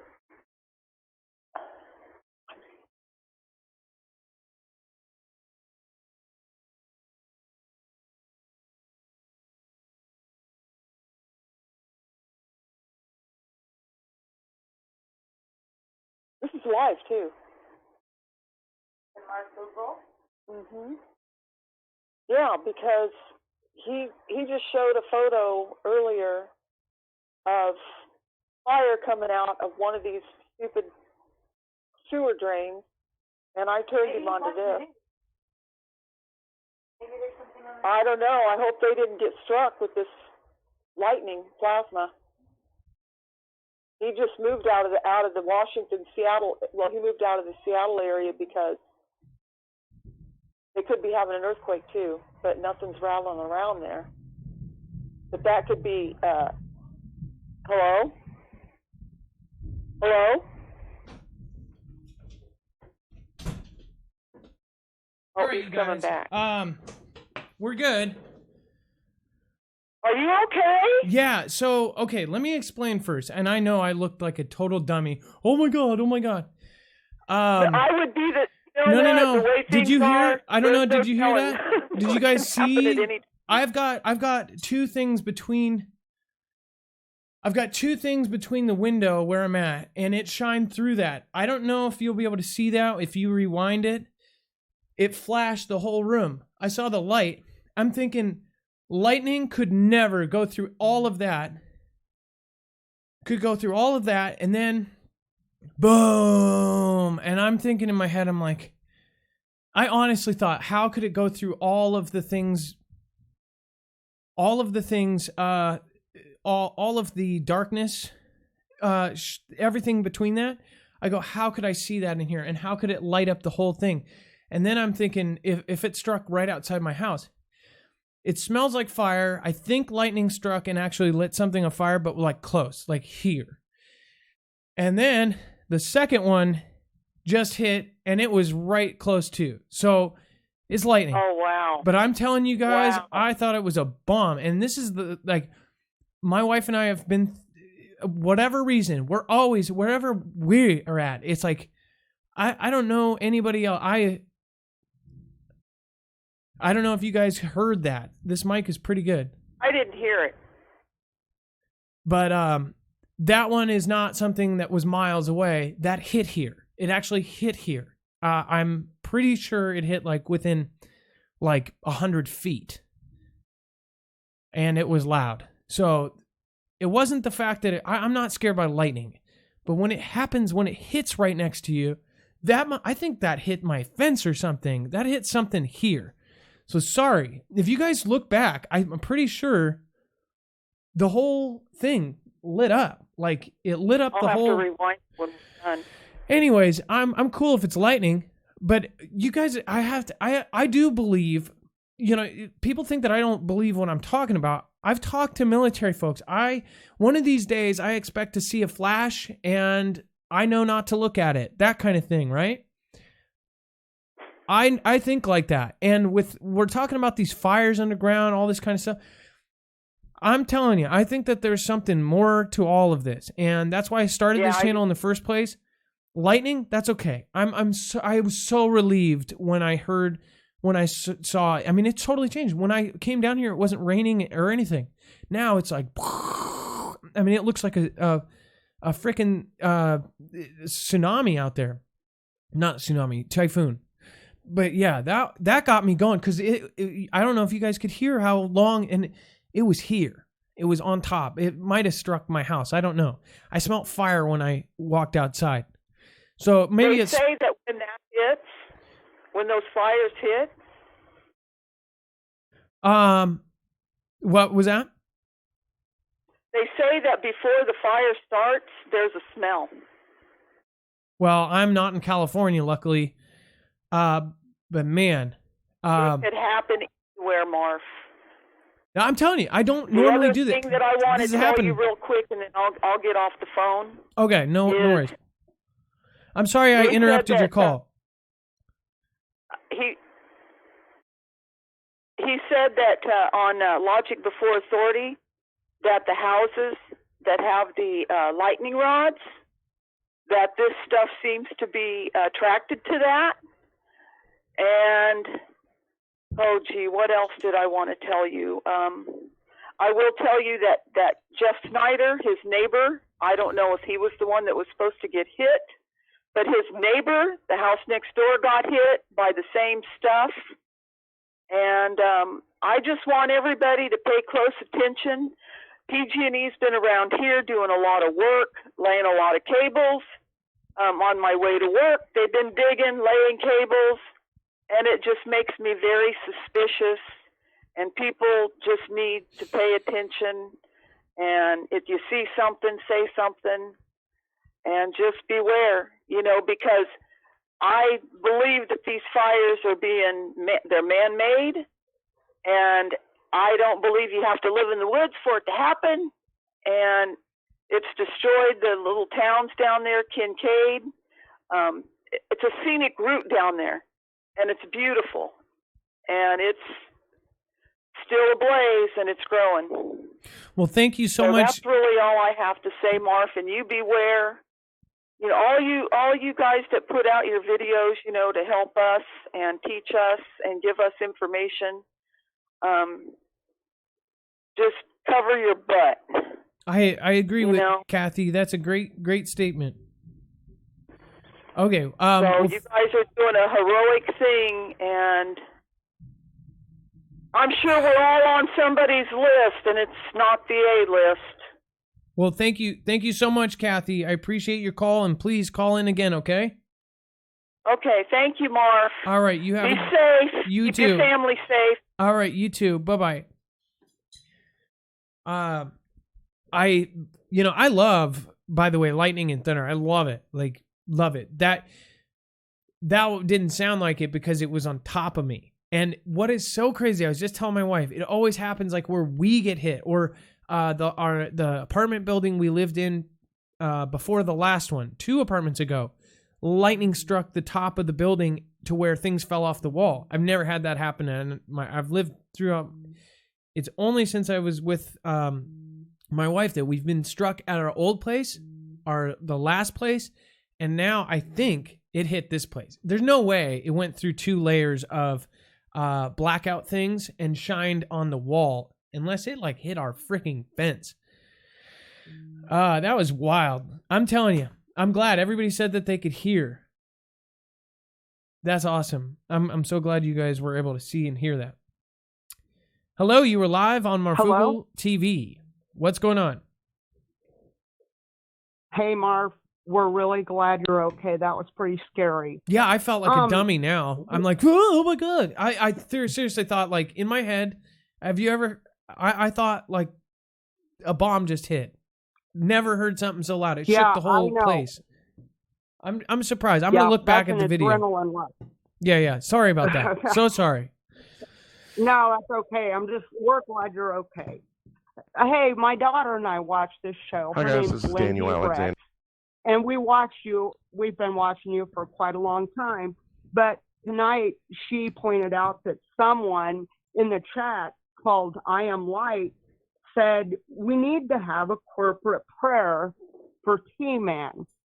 So, that he doesn't get booted out, And the thing of it is, I was just wondering, like maybe tomorrow or, sometime next week, if you would consider, like, at the beginning of your show, like, dedicating, like, couple minutes, either for a time of silence or for people to just really lift him up in prayer.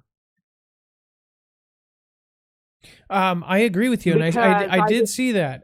And somebody asked for prayer overall from all of us for T-Man, not to, because he's going through just attack after attack. I can kind of relate.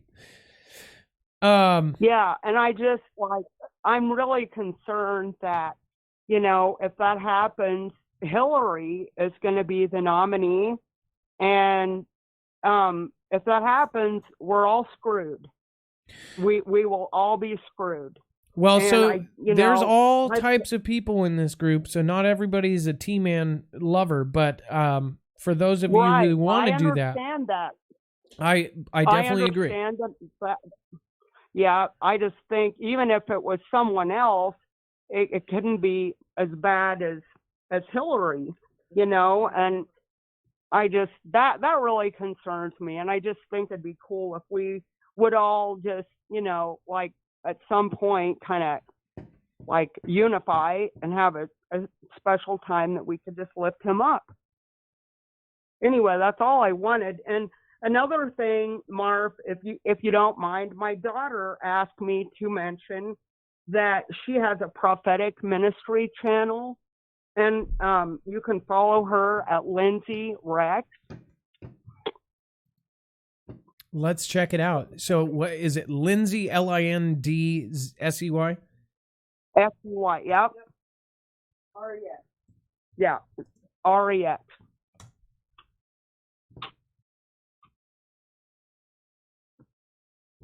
Is it 27 subscribers? Prophetic word, massive revelation. Yep. Yeah, that's it. That's it. Yep. And out here where we live out in the middle of nowhere in Kansas. And like we go out every night in the dark and walk my dogs. And I'm just going to throw this in. Tonight, I'm sure we saw a UFO, but it's not the first time. You can see for miles and miles and miles out here. And I don't know, I got a new camera, and as soon as I learn how to run it, I'm going to try to take some pictures and send them to you. And that's really all I wanted. We love your show, Mark. You're doing a great service. God bless you. And we are praying for you. Well, thank you so much. And your daughter, I'm going to show her channel right now. This is Lindsay Rex. Hello. And, thank you, Marv. She needs a love mob. Well, we're going to give her one. So everybody head over to Lindsay Rex and make sure to check out her channel. Send some love for the Foogle Fam. She does prophetic word. God bless you, Marv. Well, God bless you as well. Yep. And thank you so much for calling in, and have your daughter call in next time, okay? I will. Thank you. Have a wonderful evening. All right. She can call in when she gets to 1,000. All right. Have a good night. Bye-bye. Okay. Thanks. Bye-bye. All right, you guys. What we'll do is we'll end up checking in on Lindsay Rex at the end of the show. There's over 33,000 people here. So, you know, what we do is called a love mob, and we all head over and we show love and leave a comment and do all that. And it gives people a huge boost. It can change, you know, like Homegrown was one of the better success stories. He got 12,000 within a few weeks because everybody was typing his name in. That's a huge deal when they see that name is just getting all this crazy buzz. When you type it in, it's a big deal. So type in Lindsay Rex and show some love, because here we push people up and we show them love and not the opposite. All right, you are live on Marfoogle TV. Danger Jr., I believe. Or no, is this Danger Jr., correct? Correct. Adam, my brother from another mother. How you doing? Good. How are you, man? I'm hanging in there. First time caller. You know, I've been listening over a year, and I'm so happy. And, you know, like I'm with my family when your show comes on. I just really wanted to tell everybody how much I appreciate them, and brought in a little clip. Dex has it. Should have it ready to go for you. Okay, I got it loaded up. Let me do a new tab. I'm going to keep Lindsay Rex open. We're going to check on her at the end of the show. Let's see here. Cool. Boom, boom. I didn't refresh yet, too. I bet you there's already a bunch of new subscribers. How happy are you with this file preview? Angry face, happy face. I'm happy face with the file. Okay. Appears to be a plane above me. Oh man, I love you. I love your personality, brother. That's awesome. You crack me up every night in the outro. All right, we're playing your video. That noise. It's rumbling here in Portland. Right on. Let me give you guys a better view. Oh, is this the humming in the sky? It was actually not stationary, but it was rolling through down the blocks from southeast Portland down through like the main stretch. And my friend was actually closer to downtown, and she heard it shortly after I did. And it's going away now, like through downtown, where she was at a few minutes later. So it wasn't like stationary, but it was definitely rolling. There was no plane. The neighborhoods, and it felt like a 747 right above my car, and there was nothing in the sky, nothing but blue skies. All right, I'm going to play the sound of it behind you. I'm going to ask you to be quiet for 1 second while I play the audio, and I'm going to turn up your video audio more.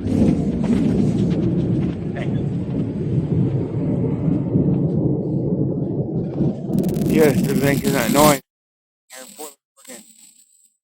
Don't know why it does that. So, if anybody can explain why it does this. Switch this around.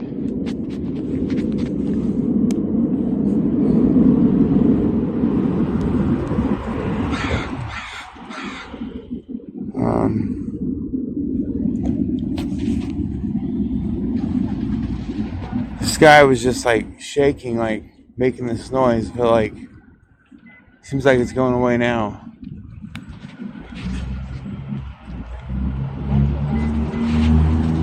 That was super weird. Like there was no plane. It just went away. I'm gonna play the beginning. You'll hear it right in the beginning, and it.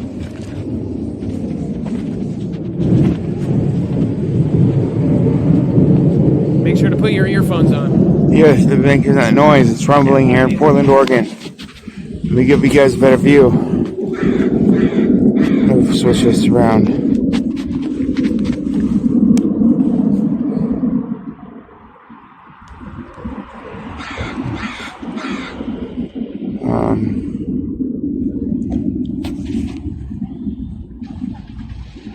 The sky was just like shaking, like making this noise. I feel like. Okay, so it looks like it also looks like you had a problem. You were trying to switch the camera, but either way, it was almost done by then. So the sound, which by the way, you can see the sky is completely clear. There's not a cloud in the sky. So you're saying there was no plane. Correct. It almost sounded like a plane, but it sounded like a really loud one. But there was no plane. Right, it sounded like it was right above me. Yeah, correct. And I tried to pan around most of the sky as best I could from that angle, and I seen nothing anywhere. And it sounded like it came from, I could feel it like coming from one direction as it was moving down the boulevard, heading southeast towards downtown before it turned to north to go up towards like the I-5 corridor probably. I don't know. It's really bizarre. No, I think, that is a little bit different, but I feel like I've heard that too. And there's no planes up in the sky, and it's so loud and it rumbles and you can feel it. And the one I heard it lasted about 7 minutes, and I saw no plane, no jet, no nothing. And a plane wouldn't be over me for 7 minutes. So that didn't make sense. I have video of that, which I posted on Instagram. Well, Danger Jr., is there anything else you wanted to say before you go? I just love the Foogle Fam. Much love and respect to everybody that makes it happen. Hopefully one of these days maybe I can have a small part in the productions, but I'm proud to be a family member, and hopefully the West Coast has a little bit longer than we think. I hope so too. Well, thank you so much, and if I ever come through Oregon, I can crash on your couch, right? Absolutely, brother. All right, cool. I might be coming down to California soon here. So have a good day, and much love, okay? Much love. Save my number if you need to. All right. Have a good night, Danger. Bye-bye. All right. Up next, we... let's see here. Hello, you are live on Marfoogle TV. And this is... Big Stuff 81, first-time caller, talking about an asteroid's chance to Earth's impact. What's up with that? Yes, sir. I ended up, I was actually listening to one of your videos, and you guys were talking about, I guess there's a commercial about decals on cars, and then one of them ended up being, giant Asteroid 2020. Did you see my tweet about that, or you saw that on the CarMax commercial? It's very creepy. I saw that on the CarMax commercial, yes, sir. Isn't that creepy? So what he's talking about is there's a commercial for CarMax, and I actually tweeted this out. Yeah, I actually Googled it, and so I Googled it, and I kept on going down, and I found a PDF file for NASA. And I guess there's it says exercise only. So I guess it's kind of like a scenario. I guess if there's a scenario of an asteroid hitting us in 2020, and I guess the scenario is like now it's 96%. I just thought it was weird. And if you actually go through, there's actually at the very bottom, I guess you can say, picture or whatever, there's actually missions, and it will show different types of missions in the few years of what they would do to stop this asteroid. And I just thought it was kind of weird, so I wasn't sure. Well, so we talk about everything it's pending, and I've talked about the fact that they're desensitizing us. Like I've said many times, I don't think it's just going to be one thing. People say, oh, one day it's this, one day it's that. I think it's going to be everything, and there's no reason that it's not. We sit here and we prepare for any scenario. And you know why? The military does. The government does. Does military prepare for an asteroid strike? Yes. Do they prepare for a pandemic? Yes. Do they prepare for a T attack? Yes. So why are we not? And everybody says, oh, well, which one is it today? A giant asteroid or a T attack or a black hole? It could be any of them. It could be Cascadia subduction zone. Does the government and military prepare for that? Yes. So why are we not prepared for this? We're going to depend on some military, brigade to come and save us. They're not going to come save us. So I think that's really weird what you found. So walk people how they can do that themselves. If you look up Giant Meteor 2020, I just end up Googling it. And if you go down just a little bit, you'll see a PDF file on NASA. It has a bunch of freaking, it'll show you where it's going to hit and everything. It's weird. By the way, this is the Giant Meteor bumper sticker, and it's just literally flashed like subliminal messaging in the CarMax commercial. You guys can watch the CarMax commercial on my Twitter. All you have to do is go to @Marfoogle. Just a fair warning, there's a ton of trolls on my Twitter, so that is one thing. But obviously, I go here and I actually share some of the news that I'm going to be sharing that night. So you can kind of get a pre-warm-up of what I'm going to be talking about on the show. And then again, this is another way I can tell you that I notify you of the show. So I actually tell you that. So yeah, what you're saying. So I just real quick, I want to go to NASA.com or where do I go to go to that? No, if you look up Google, look up Giant Meteor 2020. Okay, let's do that. We'll just do it together. Same thing that the sticker says.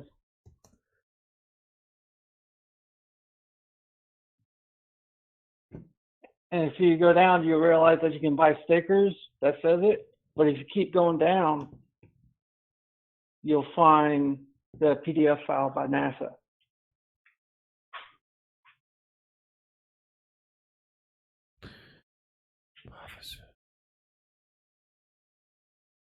Okay, let's see here. It'll say asteroids chance of Earth impact in 2027. Now 96% chance of hitting. Are you effing kidding me? 96% chance in 2027. Who said that?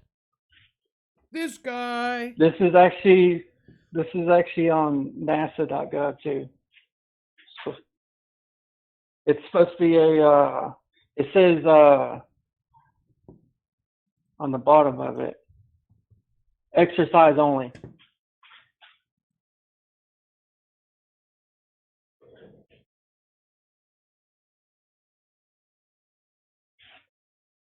Press conference, November 30th, 2018. Asteroids chance of Earth impact in 2027 now 96%. By the way, this is NASA.gov. This is not a fake website. This is NASA.gov. And if you actually download it, there's like probably about 6 different pages and there's one at the very end that shows several missions of trying to stop this asteroid. Let me guess. One of them's Hammer, which I've been talking about for a year and a half. Possible impact locations. Holy crap. It goes over Japan.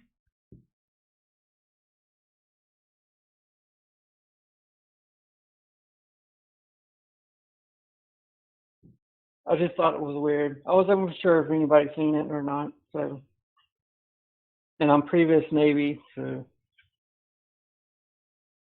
Well, I wonder if this is actual or if this is. It says exercise only, so it's kind of like, I guess they're trying to make a scenario of it so they can practice defending Earth from it, I guess, maybe. Who knows? I don't think this is exercise. It says exercise only in the corner. Yeah. And if you actually Google the asteroid's name, which is 2017 PDC, there's actually other PDF files like this also.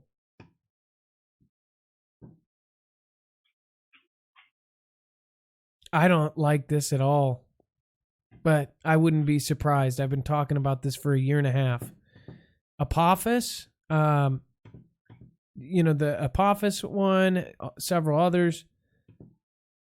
I know they know something because they have all of a sudden put all this money into different stuff. Why Why are we trying to terraform Mars and the moon right now? Or reason why we have to be on the moon by 2024 also,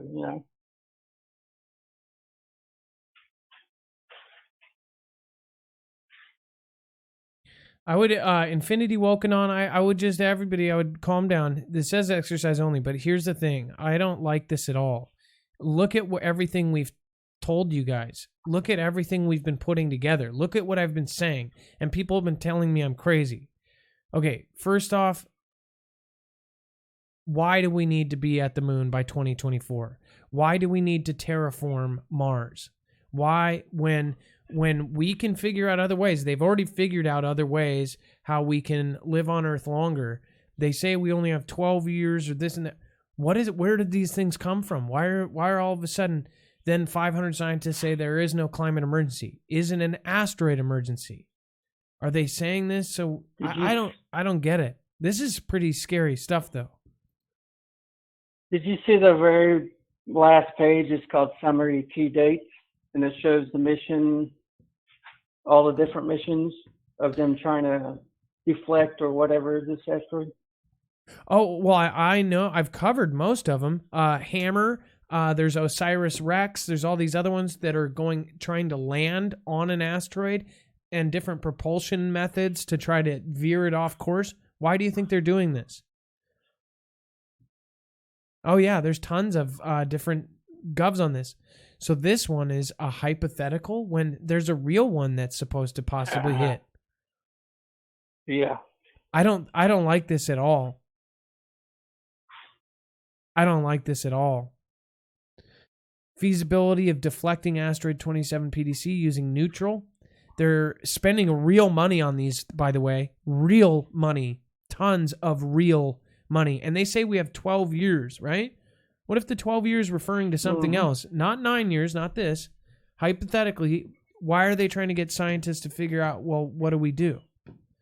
That is actually really... And 2027 just happens to be Apophis, one of the years that Apophis comes through. And then 2036, a different one, it comes back around. Yeah. That's a scary 2027 thought. is the first time it comes around, ain't it? Yeah. Just so happens the same year Apophis is coming by, and it's named Apophis. Like, that's just the creepiest things ever. Well, thank you it's for... supposed to be closer every time it comes around.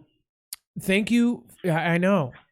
Thank you for bringing this to my attention. We're going to look into this. We're going to dig deep and see if we can find anybody to let us know. Obviously, this is their version of a hypothetical, but something tells me it's not. The weirdness of all of the giant meteor through the elites and then their mission by 2024 to get to the moon. All of a sudden, Israel, all these different places are going to the moon. Why? We might have to. All right. You have a good night. Big Stuff 81. By the way, great name. Love ya. Have a good night. How can I get into the military Discord?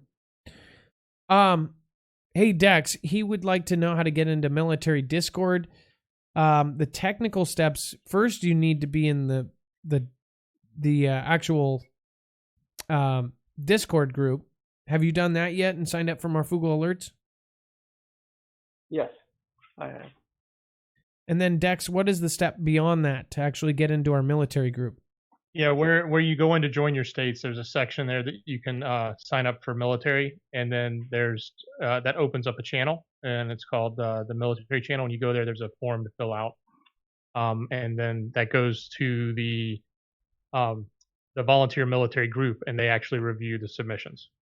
So, and we're running a little late on that, but we're adding more people to get those approvals going through.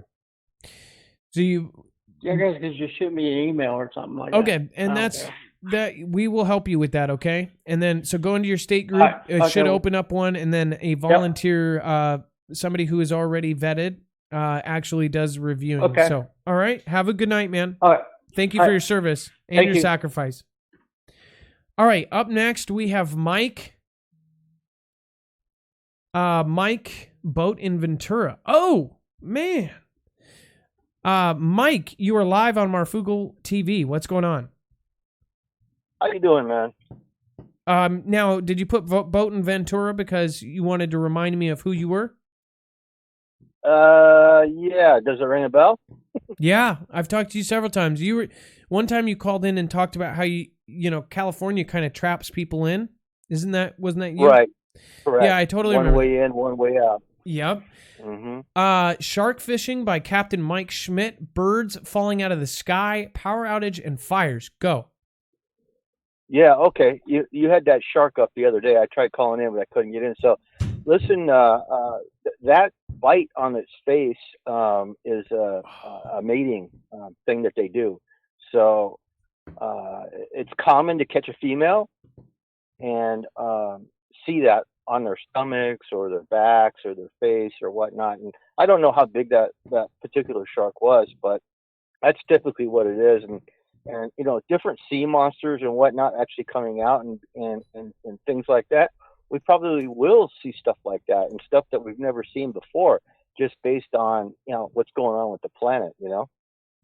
So what he's talking about is we showed a shark. They found this huge 13-foot shark with even bigger bite marks. And the bite marks are so big, they're like, what the hell bit this great white? It had to be bigger than the great white. One wasn't healed. I totally get what you're saying about the mating because it looked like there were several. One of them was like not healed. One of them was. That's like kind of weird, like multiple times, right?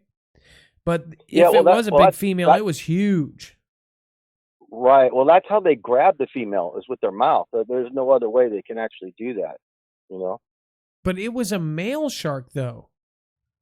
Are you sure? Yeah, that's what they said. Maybe a larger female had grabbed it. Oh, well, that would make sense, and why that bite was so big, because the females are usually the larger ones, not the males. So I don't know why it would have done that, but yeah, that's very possible. That's just that is something bit. The here's the thing: when you see the other pictures of it, first off, the picture angle that they get it from, it doesn't do it justice. It's huge. I mean, it's like twice the size of a normal 15-foot shark's bite marks, and that's what's so freaky about it. When you see it from the side, this is a wide-angle lens, so it makes this 13-foot shark. This is a giant shark, like one that you see and you go, "Holy crap!" And this angle makes it look, smaller. Right, but 13 foot is not the actual max. They could get up to 20, 25 feet. And the real big ones, they're out there, just not, you just don't see them on a regular basis. So anyway, regarding the the birds, falling out of the sky. Yeah. These animals have magnetite in their heads, and so do we. And is from what I know, I think bacteria does as well.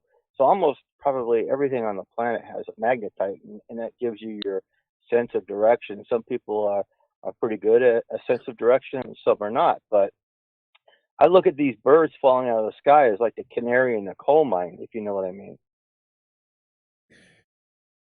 Oh, that's a creepy thought. Do you guys get what he's saying? That the birds falling out of the sky is kind of like the bird in the canary, or the canary in a coal mine. Like them dying is a sign to us that the earth is going. Is that what you're saying? Well, they used to bring the canaries in the coal mines so that they would know if they were in danger of gases or no air. And if the bird died, they knew that they had to get the hell out of there because there was danger.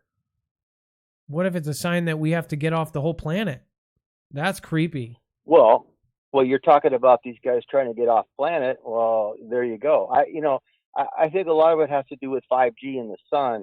Now, 5G is, to me, a weapon. I'm in communications, so I'm very familiar with what's going on with that. But what's coming in from the sun, that leads me to my next thing regarding the power outages. Now, logic before authority is showing these off-gas explosions, which are huge. I don't know if you realize how big those things are. it's not like a 500-pound BOMB going off. It's the size of a block. So what makes an explosion or a light source that big? So that would have to be either steam vents or a plasma event. Now you have there's these streets burning underneath in the sewers and whatnot. So what's cooking those off? Well, here's the thing. When I see a solar storm coming in from a coronal hole on the sun, I know my phone's going to ring. So we have, I'm in communications, and we have telephone systems popping all over the country. So when the solar storms are hitting, I know the phone's going to ring because literally it's zapping everything. And what he's picking up out there, I think it's a combination of the steam vents and also what's being piped in from out there. You understand? No, to be honest, I'm not exactly getting what you were saying. You're the expert on this. Okay, well, if you watch his video, you'll get an idea. Like, he's trying to give us a warning. Now, there was an explosion the other day, and it actually generated a fire because I locked it in from where he saw it. I kind of overlaid it to a map, and sure enough, there was a fire. So that would be like a plasma, maybe some kind of particle beam or plasma being shot in from the sun. But on that particular map that he showed, he's like, here, look at this one in the San Fernando Valley, and then boom, and that, that moment, a fire it's cooked off in the hills over there. Now, what's really weird, you've got these planes flying around California, surveying California, and then we also have these fires going off. Before it used to be like maybe we might have a fire year, maybe we don't. Now it's every weekend. Now it's every day. I had a fire down the street for me today, yesterday, last weekend, the weekend before. This just keeps going on and on and on and on. And Daniel, he's showing like, a dozen of these things hitting per day.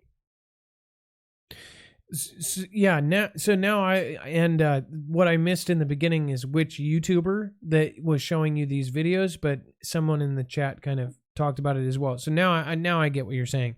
As far as us, somebody also said a very, very good comment. Let me see if I can find it. Said it was a coincidence that we just happened to be in that line of that CME or something just hit us. There was a perfect little line where we got smacked by something. It went too fast. I don't know. I don't know if it's it seems like an attack, right? And then it's like, could it be another country? Could it be our own country?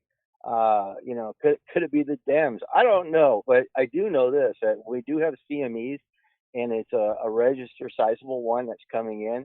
I can gauge my phone ringing for replacement systems out in the different states when those things come in. So I do know that these CMEs are causing havoc across the country, and that's why they're hardening the grid right now to beef it up. But as many as we're getting right now, and just in California alone, and they're causing fires, it could be a firestorm basically, and something like right out of a movie.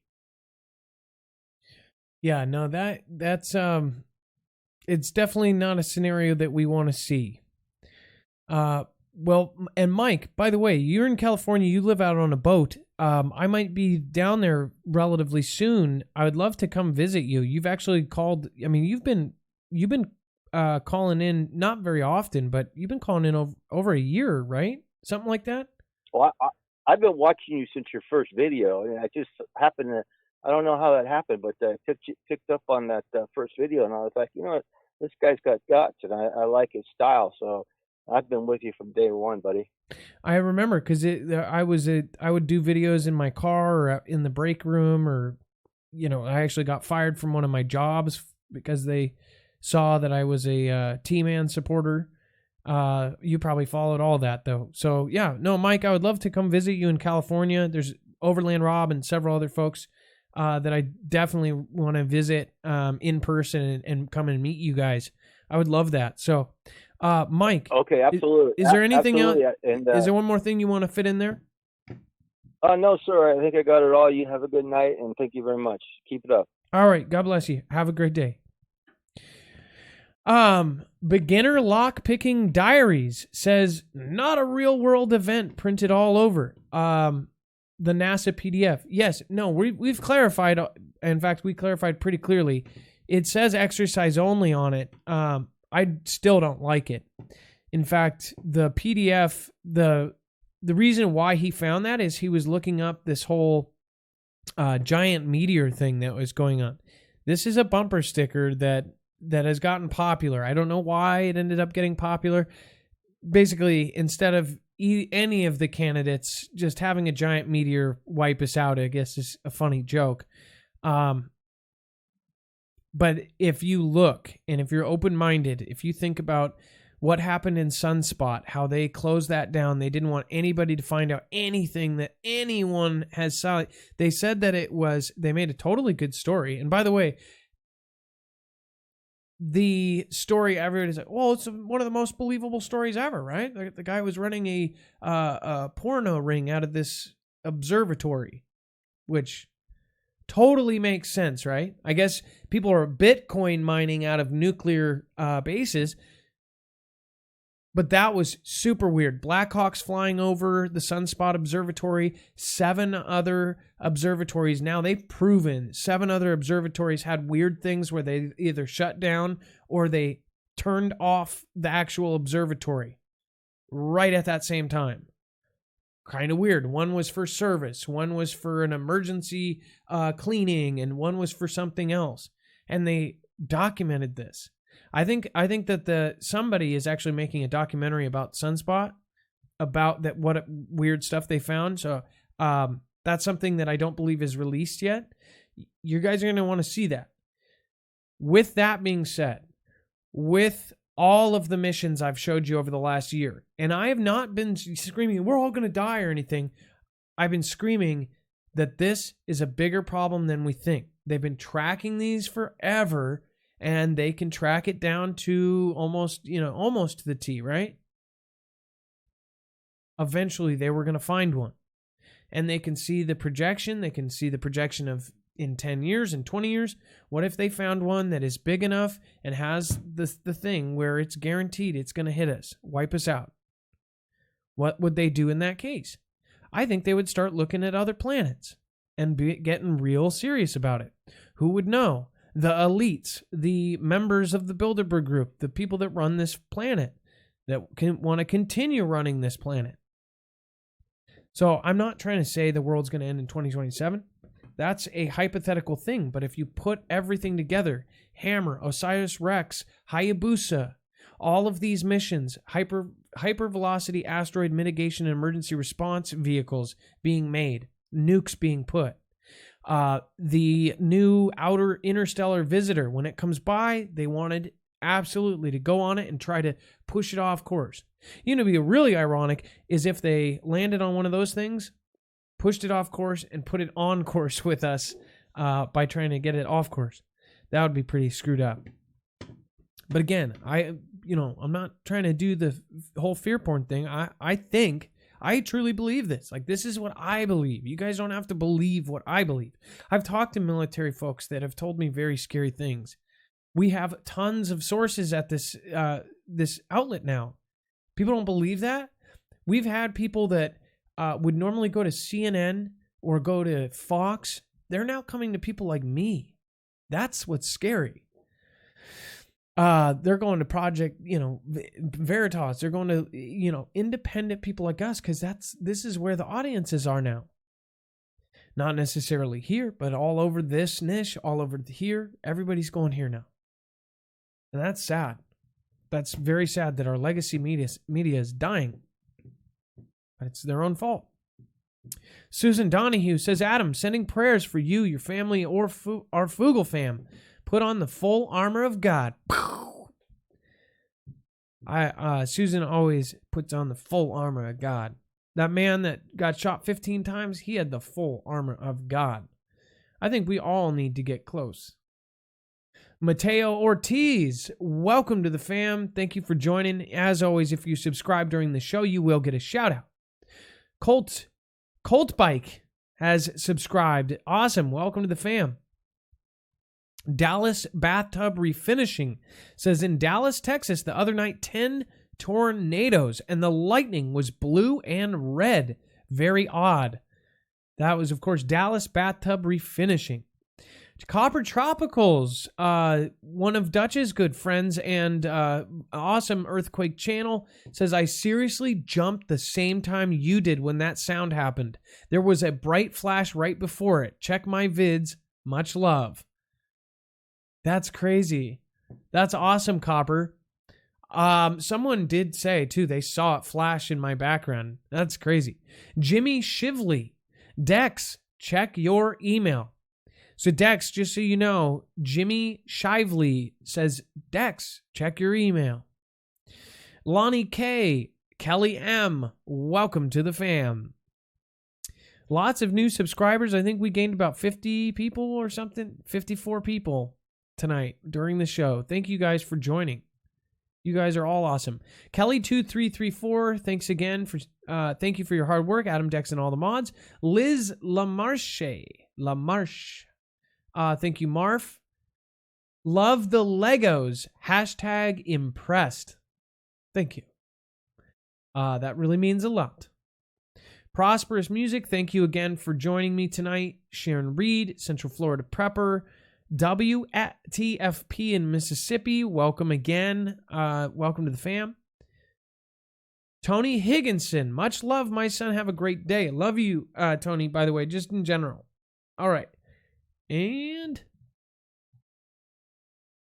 in a second here, you are going to see me make a fool out of myself. It's about to be my shoutro, where I say everyone's name in this entire room. If you don't want to stick around for that, you don't have to. But it's about to get funky. Dex, what did you think about all of these calls? Absolutely amazing. Yeah, great calls. And one of the things that Mike said that got me thinking a little bit more, he talked about plasma and what looked like plasma blasts around the fires.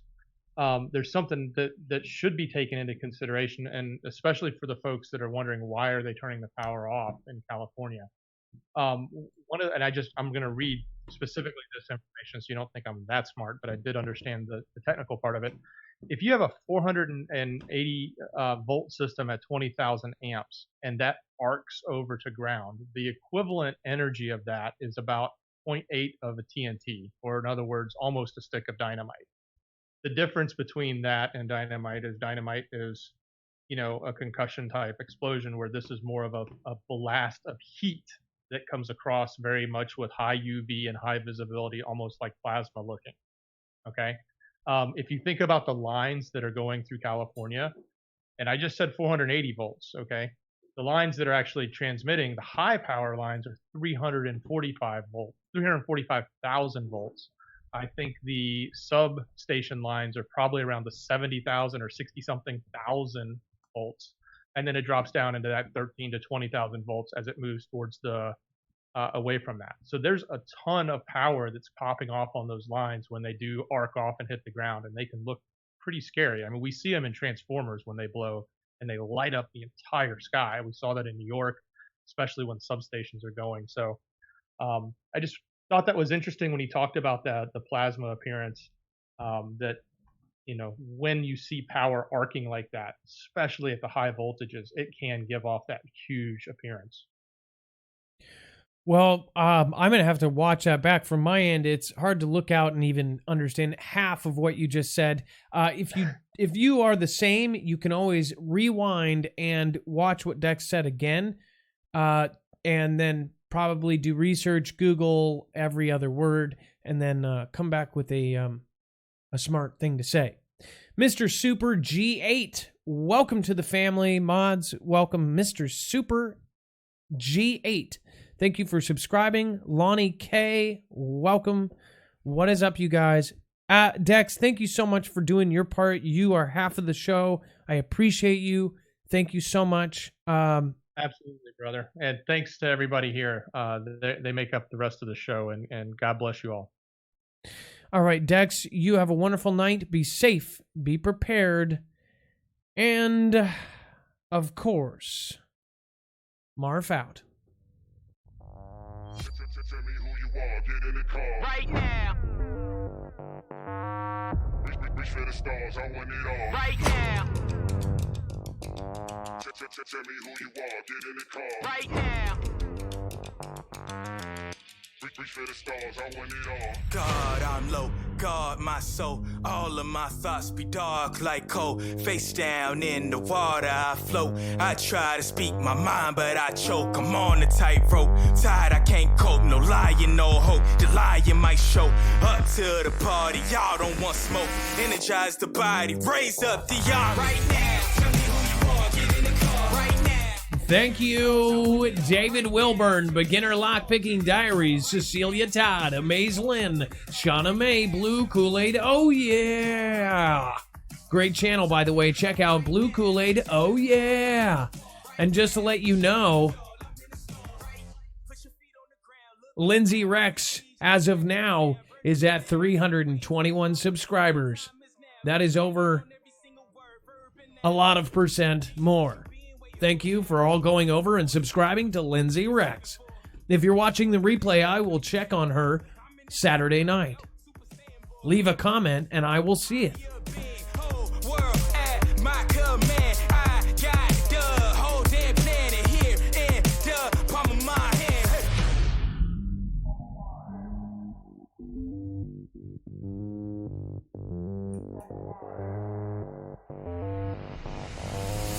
Watch out, back out, wait up, might wake up, stay up, they gon' get in, they gon' take us, raise up, we got color, they try and gray us, you are now listening to the greatest.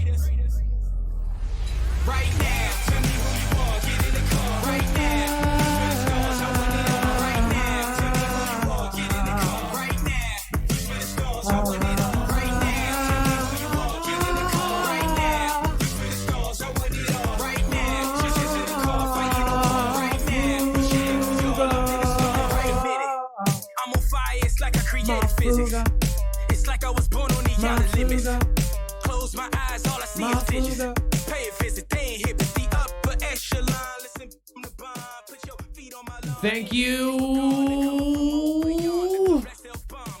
Amaze Lynn, Shauna May.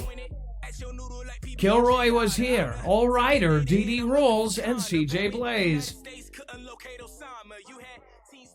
And make sure, if you want to see any of the articles that we went over tonight, go to MARFOOGLEnews.com.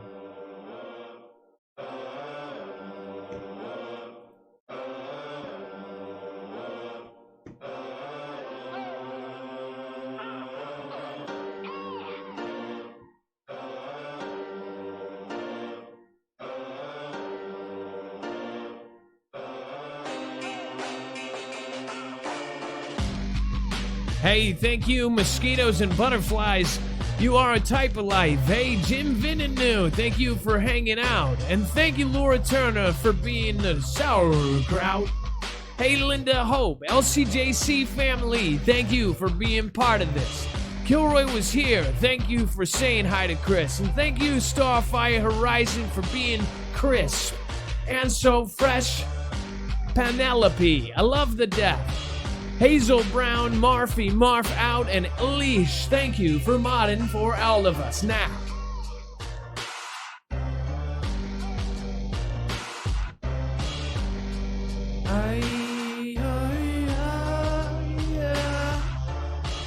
Hey, Stiletto, John 316, thank you, CJ Blaze and Jay Stone, D-Check, Roger, Cunningham, Tiffany, Larkin, Mad Mike, where we go one, we go all. Caddy, we've got the Panhandle Prepper, Brian Knight, and Boom Shiitake, David Wilburn. Do not give up, it will burn. Mind Control Central, thank you for being here long, and everybody's like, man. Christy H., Teresa M., Jose Santiago, and Carol Ray, Carl Ray, and Charlotte Knight. We've got the prosperous music going and watching all night. Watchmen for Christ. David Eggleton, thank you for coming. And never mention Poor Man's Poison. May, what do I say? Tambra Smith, can't do it without you. Casual Preparedness, can't do it without you. Lovella Shroud, can't do it without you. Linda Kirby, can't do it without you. Ricky Tiki Tambo, can't do it without you. Thank you. KK, I can't do it without you.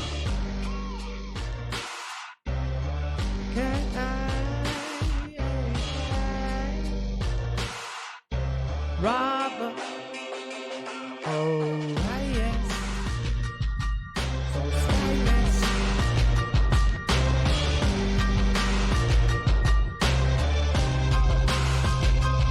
Weekend, LL Shadow Fury, Elizabeth Ryan, Alice Crawley. Thank you all for coming. Thank you all for being here night after night. I appreciate each and every one of you.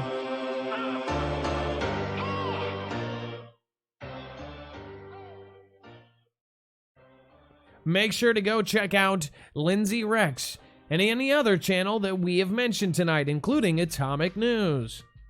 If you're going to go check out a video that we played, make sure to show love from the Marfoogle family. Separate, we are not strong. Together, we are unstoppable. Remember that.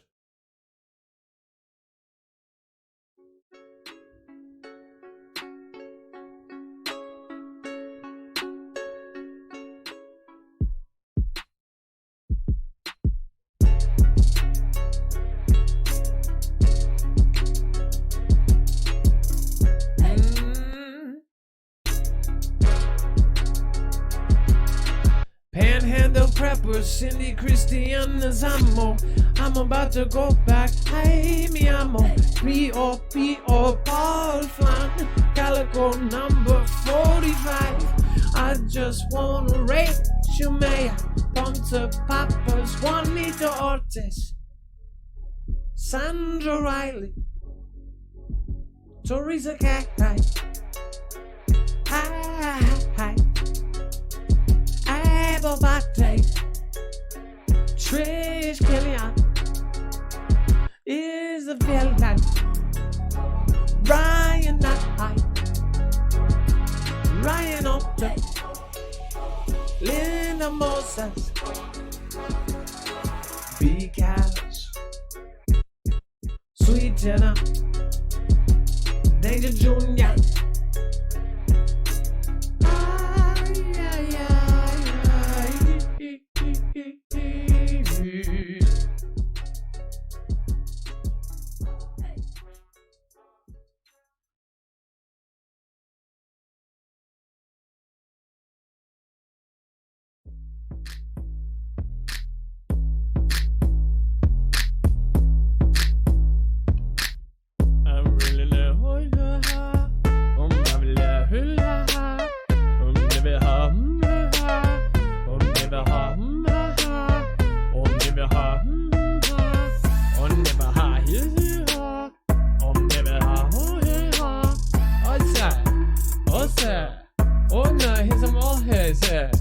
Wide awake one, Maria, to for ya, I saw ya.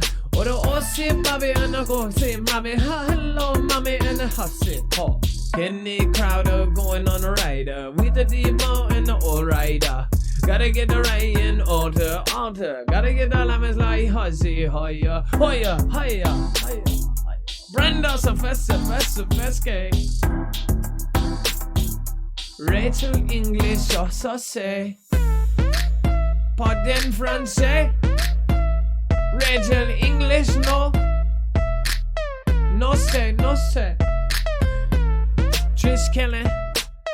Hey, Army Higginbom. Thank you, Glenda Snyder's mom. And thank you, 30 souls in the day, told a dreamer. Hey, Matt Hanzeka. Last free Apache, and hey, haven't seen you in a minute.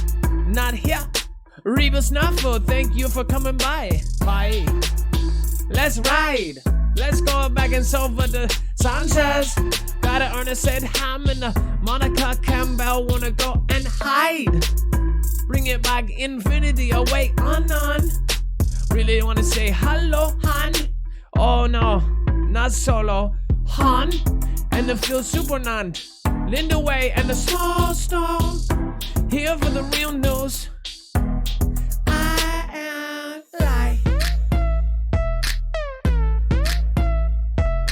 T-Dilla. How you feeling, T-Dilla? Marfoogle. Marfoogle Family. Riding all night. Cal Reed, Little K. Or maybe I should say Little Red KS. And Ginger Green, Matt Hunziger. I just wanna give you a hugger. Hey J-Stone. Hey Laura Turner. Deeper. Out of tune.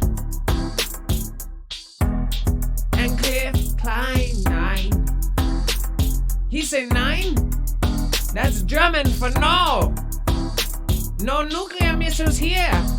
9.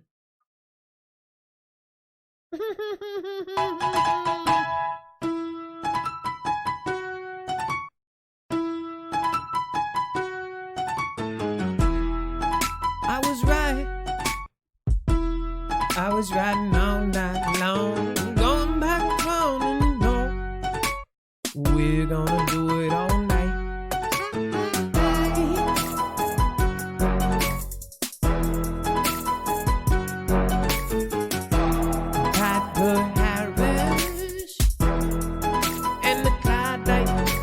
Whoa, whoa, whoa.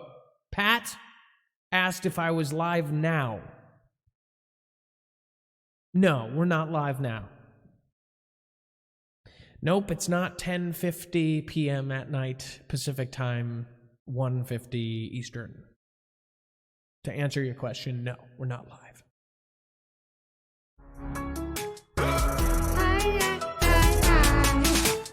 Yeah, I wanna hide. I'm gonna make a right.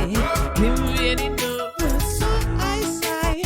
Rachel Hunter, last free Apache. Coming right back, and they don't wanna match me. One need the parties.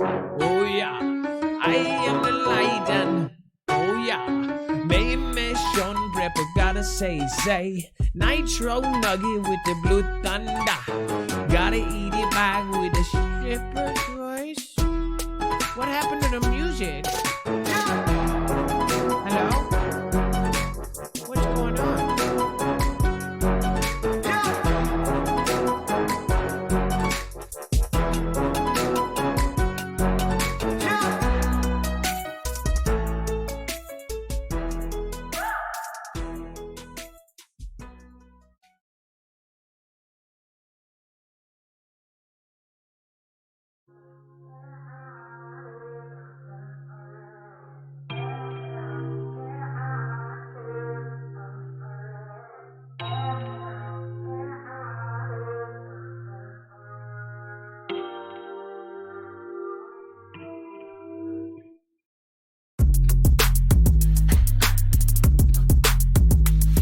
There was something with the voice wrong. Ha! There was something with the voice wrong. Ha! Something with the voice wrong. Ha! Something with the voice wrong. Hi.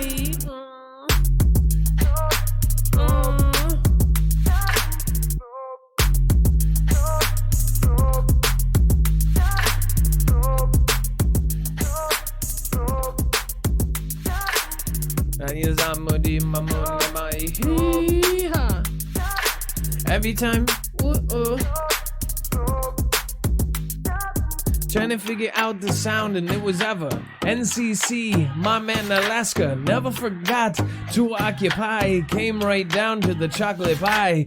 Rebo, Snarful, and Catherine really gotta get down, and now they Philly over in Philadelphia. Gotta hit it up nice if I got that Eddie Mendoza. Gonna get the man with the outfit fit up, so you wanna ride. Then you do it, Mr. Steve G. Now we ride. All day with the Marfoogle. Hit it down and you know your core. It's Dennis Flyger. Enlightening. Josika. Jenny's with the Shelly at the beginning. Oh, with the clan mama. Bring it right back down, no drama. Hit it right down, and you know the Wall Street never forget. Occupy, busting on the beeps and the caps in the rear. Let me wanna bring it back. With the Gladys Snyder going down, and now we rock. With the walking corporate galactic review.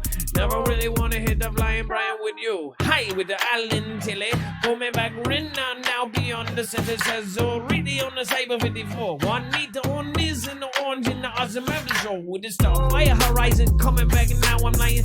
Now with the Kenny Crowder, and you know that I am lighting. I am light. And now the Sandra Riley going right. And bring the Lindsay Rex with the clan mama. Bring it right back down, and now we get drama. With the Pandora, with the Johnny Bandit. But they hit it right now you gotta bend it. If it is a rules with the Stony Wolf, I'm out to go to crazy Kelly, Texas rule.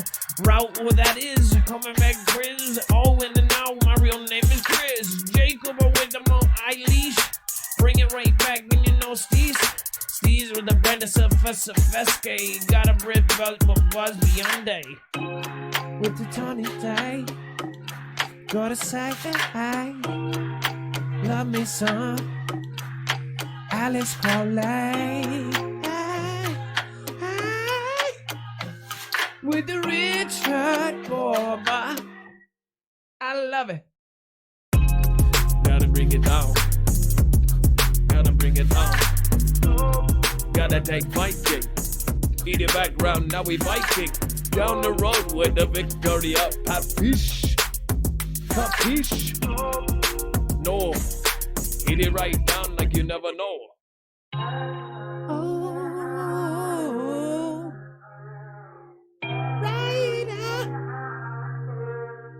And I did it for and it wouldn't be a night without that John Nelson LOL. Oh, that's really the end now.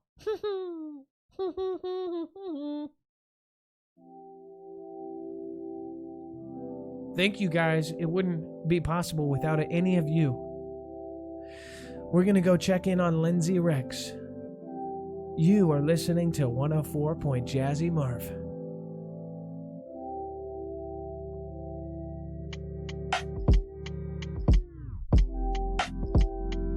It's a wonderful night when we go and we get inside, because I'm hanging out with that Claudia Malaspina. She's like Gina. Yeah, you remember that show from the 80s and the 90s? Oh, you forgot? Nitro Nugget. Got Allen Thicket. Just bring it down. And Marvin Gaye. Yeah, he's for sure gaying it. Without even saying that, we'll bring it down. Marfoogle style. Got that Lindsay Rex. 2, 3, 56. There's nothing like this. Bring it all the way back down. With that Trinity, red or blue pill, high old coming the frog here, gotta bring it back around. One Mr. for lover. Gonna go see we have over to the town and the panhandle parappa. Gonna eat it back with the Shelly Jennings. Gonna bring it right back to the beginnings. With that Giselle Brooks.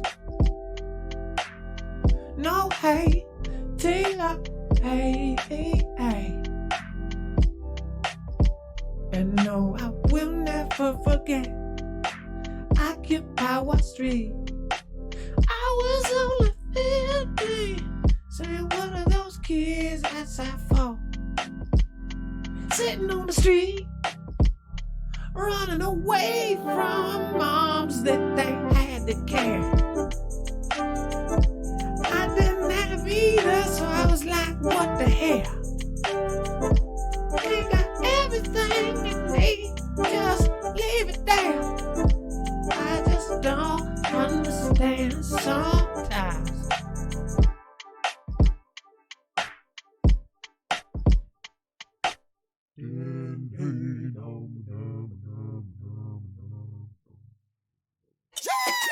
Yo, me not like me at this style and swag about. Pull up and come again. Rewind, spin it. Are you ready? Lock and load. Reload. Put up.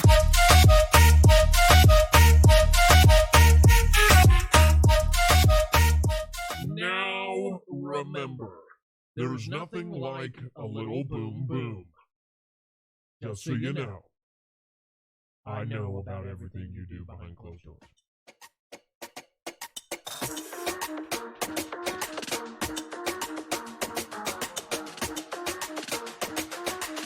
I tell you that boy, it's all about the boom boom.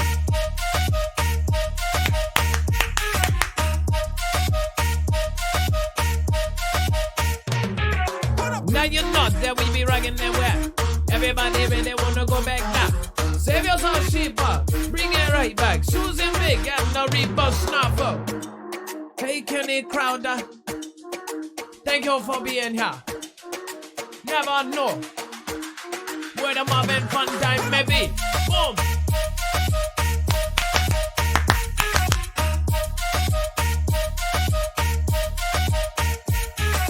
They've got the Reha with Christina. Leha.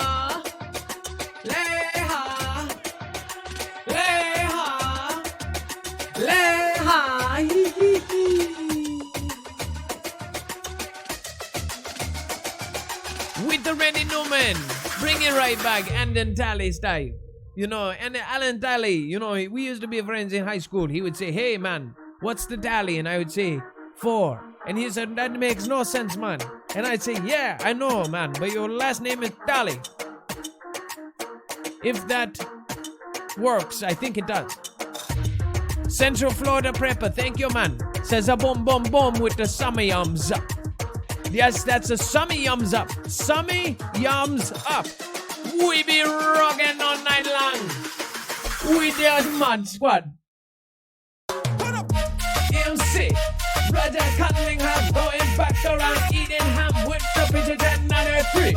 Shabba's voice with the amazing. Gonna fly into the Japan and save yourself, man, from the casual preparedness and the Salvador Sanchez. Capital, eating now down, and I'm like, ow. Just stepped on attack, and now I don't say ow, I say capo-chow. Capo-chow. Capo-chow.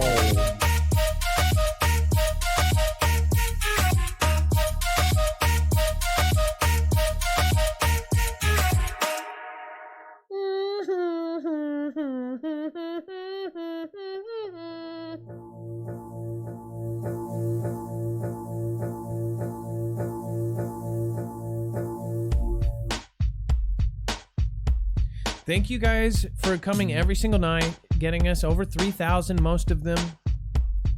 I can't say much more than thank you. I can't say much more, but I can say some more names. I can say some more names. I can say Lynnwood. I can say Debo.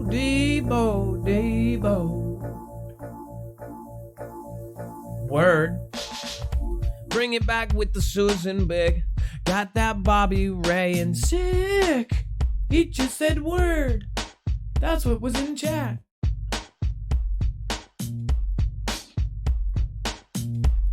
Now you've got yourself a stoned wizard.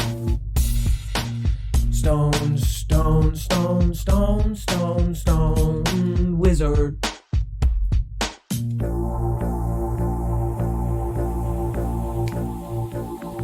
Sometimes you just gotta let yourself go and be somebody that you're embarrassed to be. I will confide in ya. The result, the outsider is something I wanna be. But I wouldn't say, like May, Ernest did Ham. Bring it right back, Danger Junior, damn. All those exclamation points. You know, when I was a kid, I used to call them explanation points. That's a story I don't want to explain.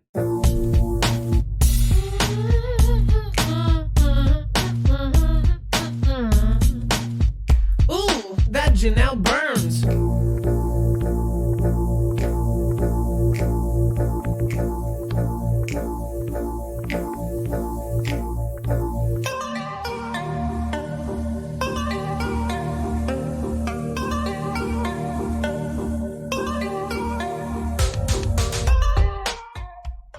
You guys have a great night. Really, I mean that. Be safe, be prepared, and Marf out.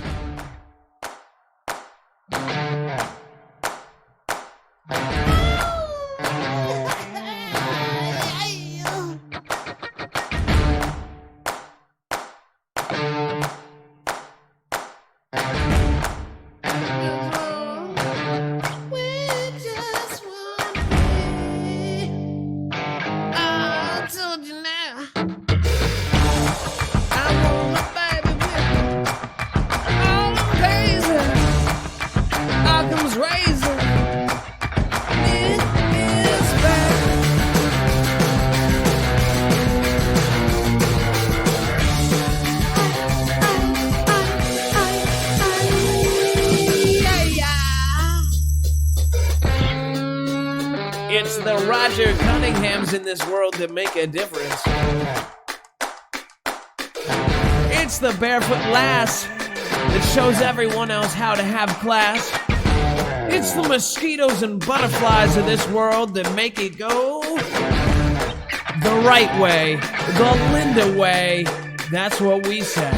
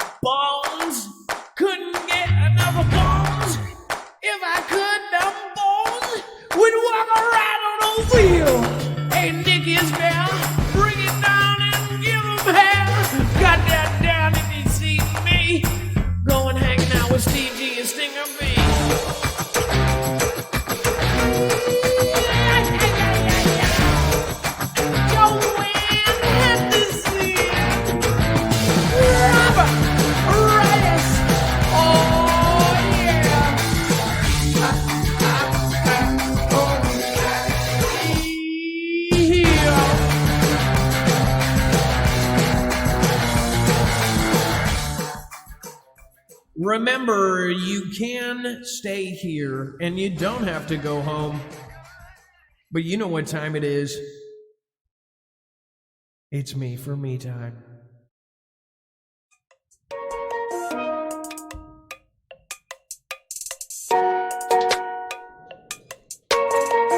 Yeah. Sam, I'm feeling free. The dolphin in the sea. Rolling in the waves. Looking at the breeze. Got my sunny shades on. Yeah. Play my favorite song. Yeah. Thankful for the charm. Loud rocking in my phone. I am looking for attention. I don't need the extra tension. Cause I'm in the fourth dimension. Trapeze high in suspension. Now don't bother with the haters. Cause they all be imitators. Real life manipulators. Get it back up and see you later. I like me for me. I'ma be what I'ma be. I like me for me. I am who I wanna be. Don't need no apologies. Just peace and serenity.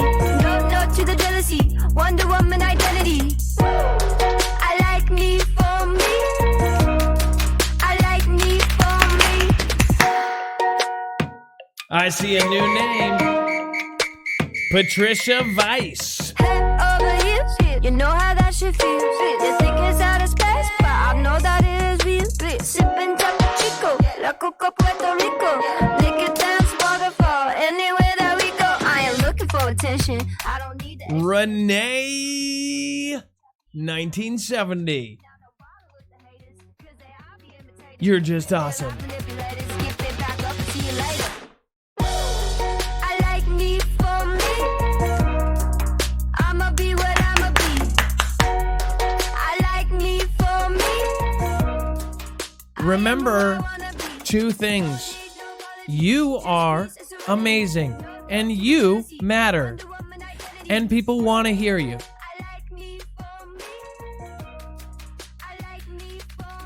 Okay, that's 3. Gotta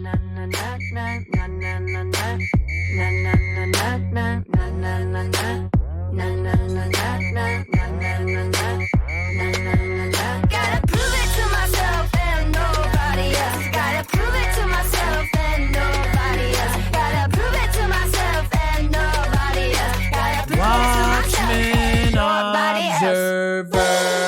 I like me for me. I'ma be what I'ma be. Watchman. I like me for me.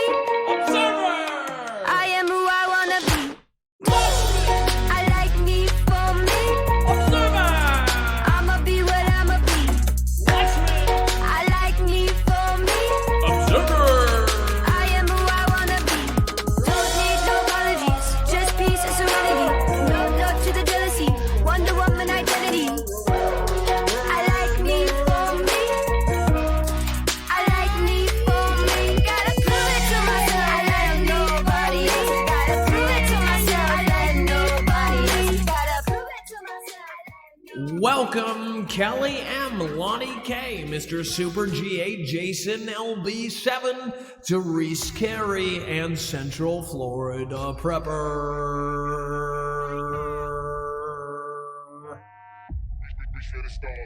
Thank you guys. Tell me who you are, get in the car. Right now. Reach for the stars, I want it all. God, I'm low. God, my soul. All of my thoughts be dark like coal. Face down in the water, I float. I try to speak my mind, but I choke. I'm on a tightrope. Tired, I can't cope. No lying, no hope. The lying might show up to the party. Y'all don't. I hope you have a wonderful night. Be safe. Drive safe. Oh no.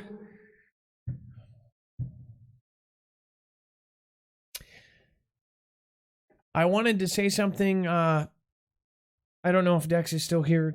Dex, are you still there? Yes, I am, Adam. So we had a special gentleman that lost that we lost recently. I don't know the full story yet, but somebody made a very touching post. Dex, can you tell the story real quick about the 74-year-old gentleman?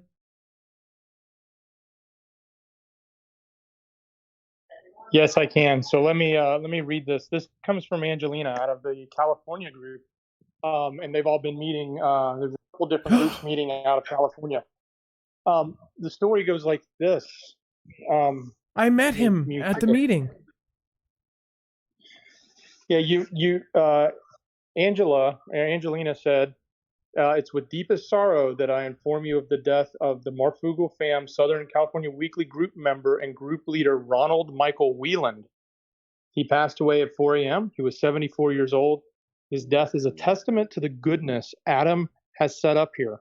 To our shock, Ron had no living family and no close friends living, and he was living in his trailer, traveling down to California with his 2 dogs for work, moving horses as he set up his ultimate destination, a bug-out dream in Idaho. His last 2 weeks were spent in the hospital with the only visitors being the Marf family. He said all of his loved ones had passed on, including his lovely wife. He spent countless hours and days sharing and teaching us all his lifelong learned survival skills. We give thanks to Adam and team. Please know that you're setting up this platform Ron was able to pass on, not alone. He is greatly missed. The Marfoogle Southern California Weekly Meetup Group. He was the scientist.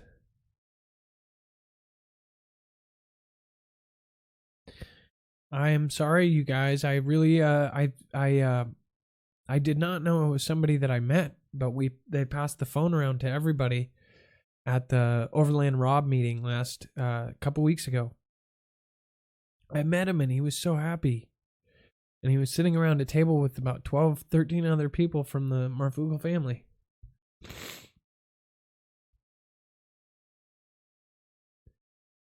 I'm so glad that we were there for him.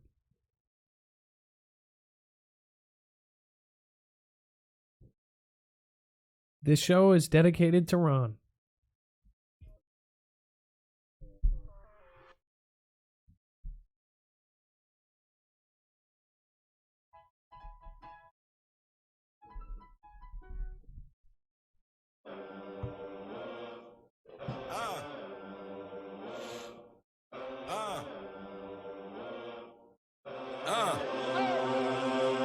I'm in it just to rewrite history, cause I'm in the mood to label us the leaders of the new school. This ain't for the radio, can't find this on YouTube. This the type of killing that these critics ain't used to. Victorious, victorious. In this day and age, I got time for innovation, time to be creative, time too big to waste on my time on critics hating.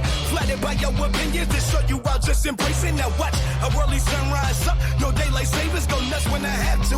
Glaze bet my sound in this beats on the house that we dreaming. Watch me way back up in there, guess who my thoughts are distorted. Cause I recall guys were hating uncommonly, all of them became common denominators. Hold up, try to overlook a rival.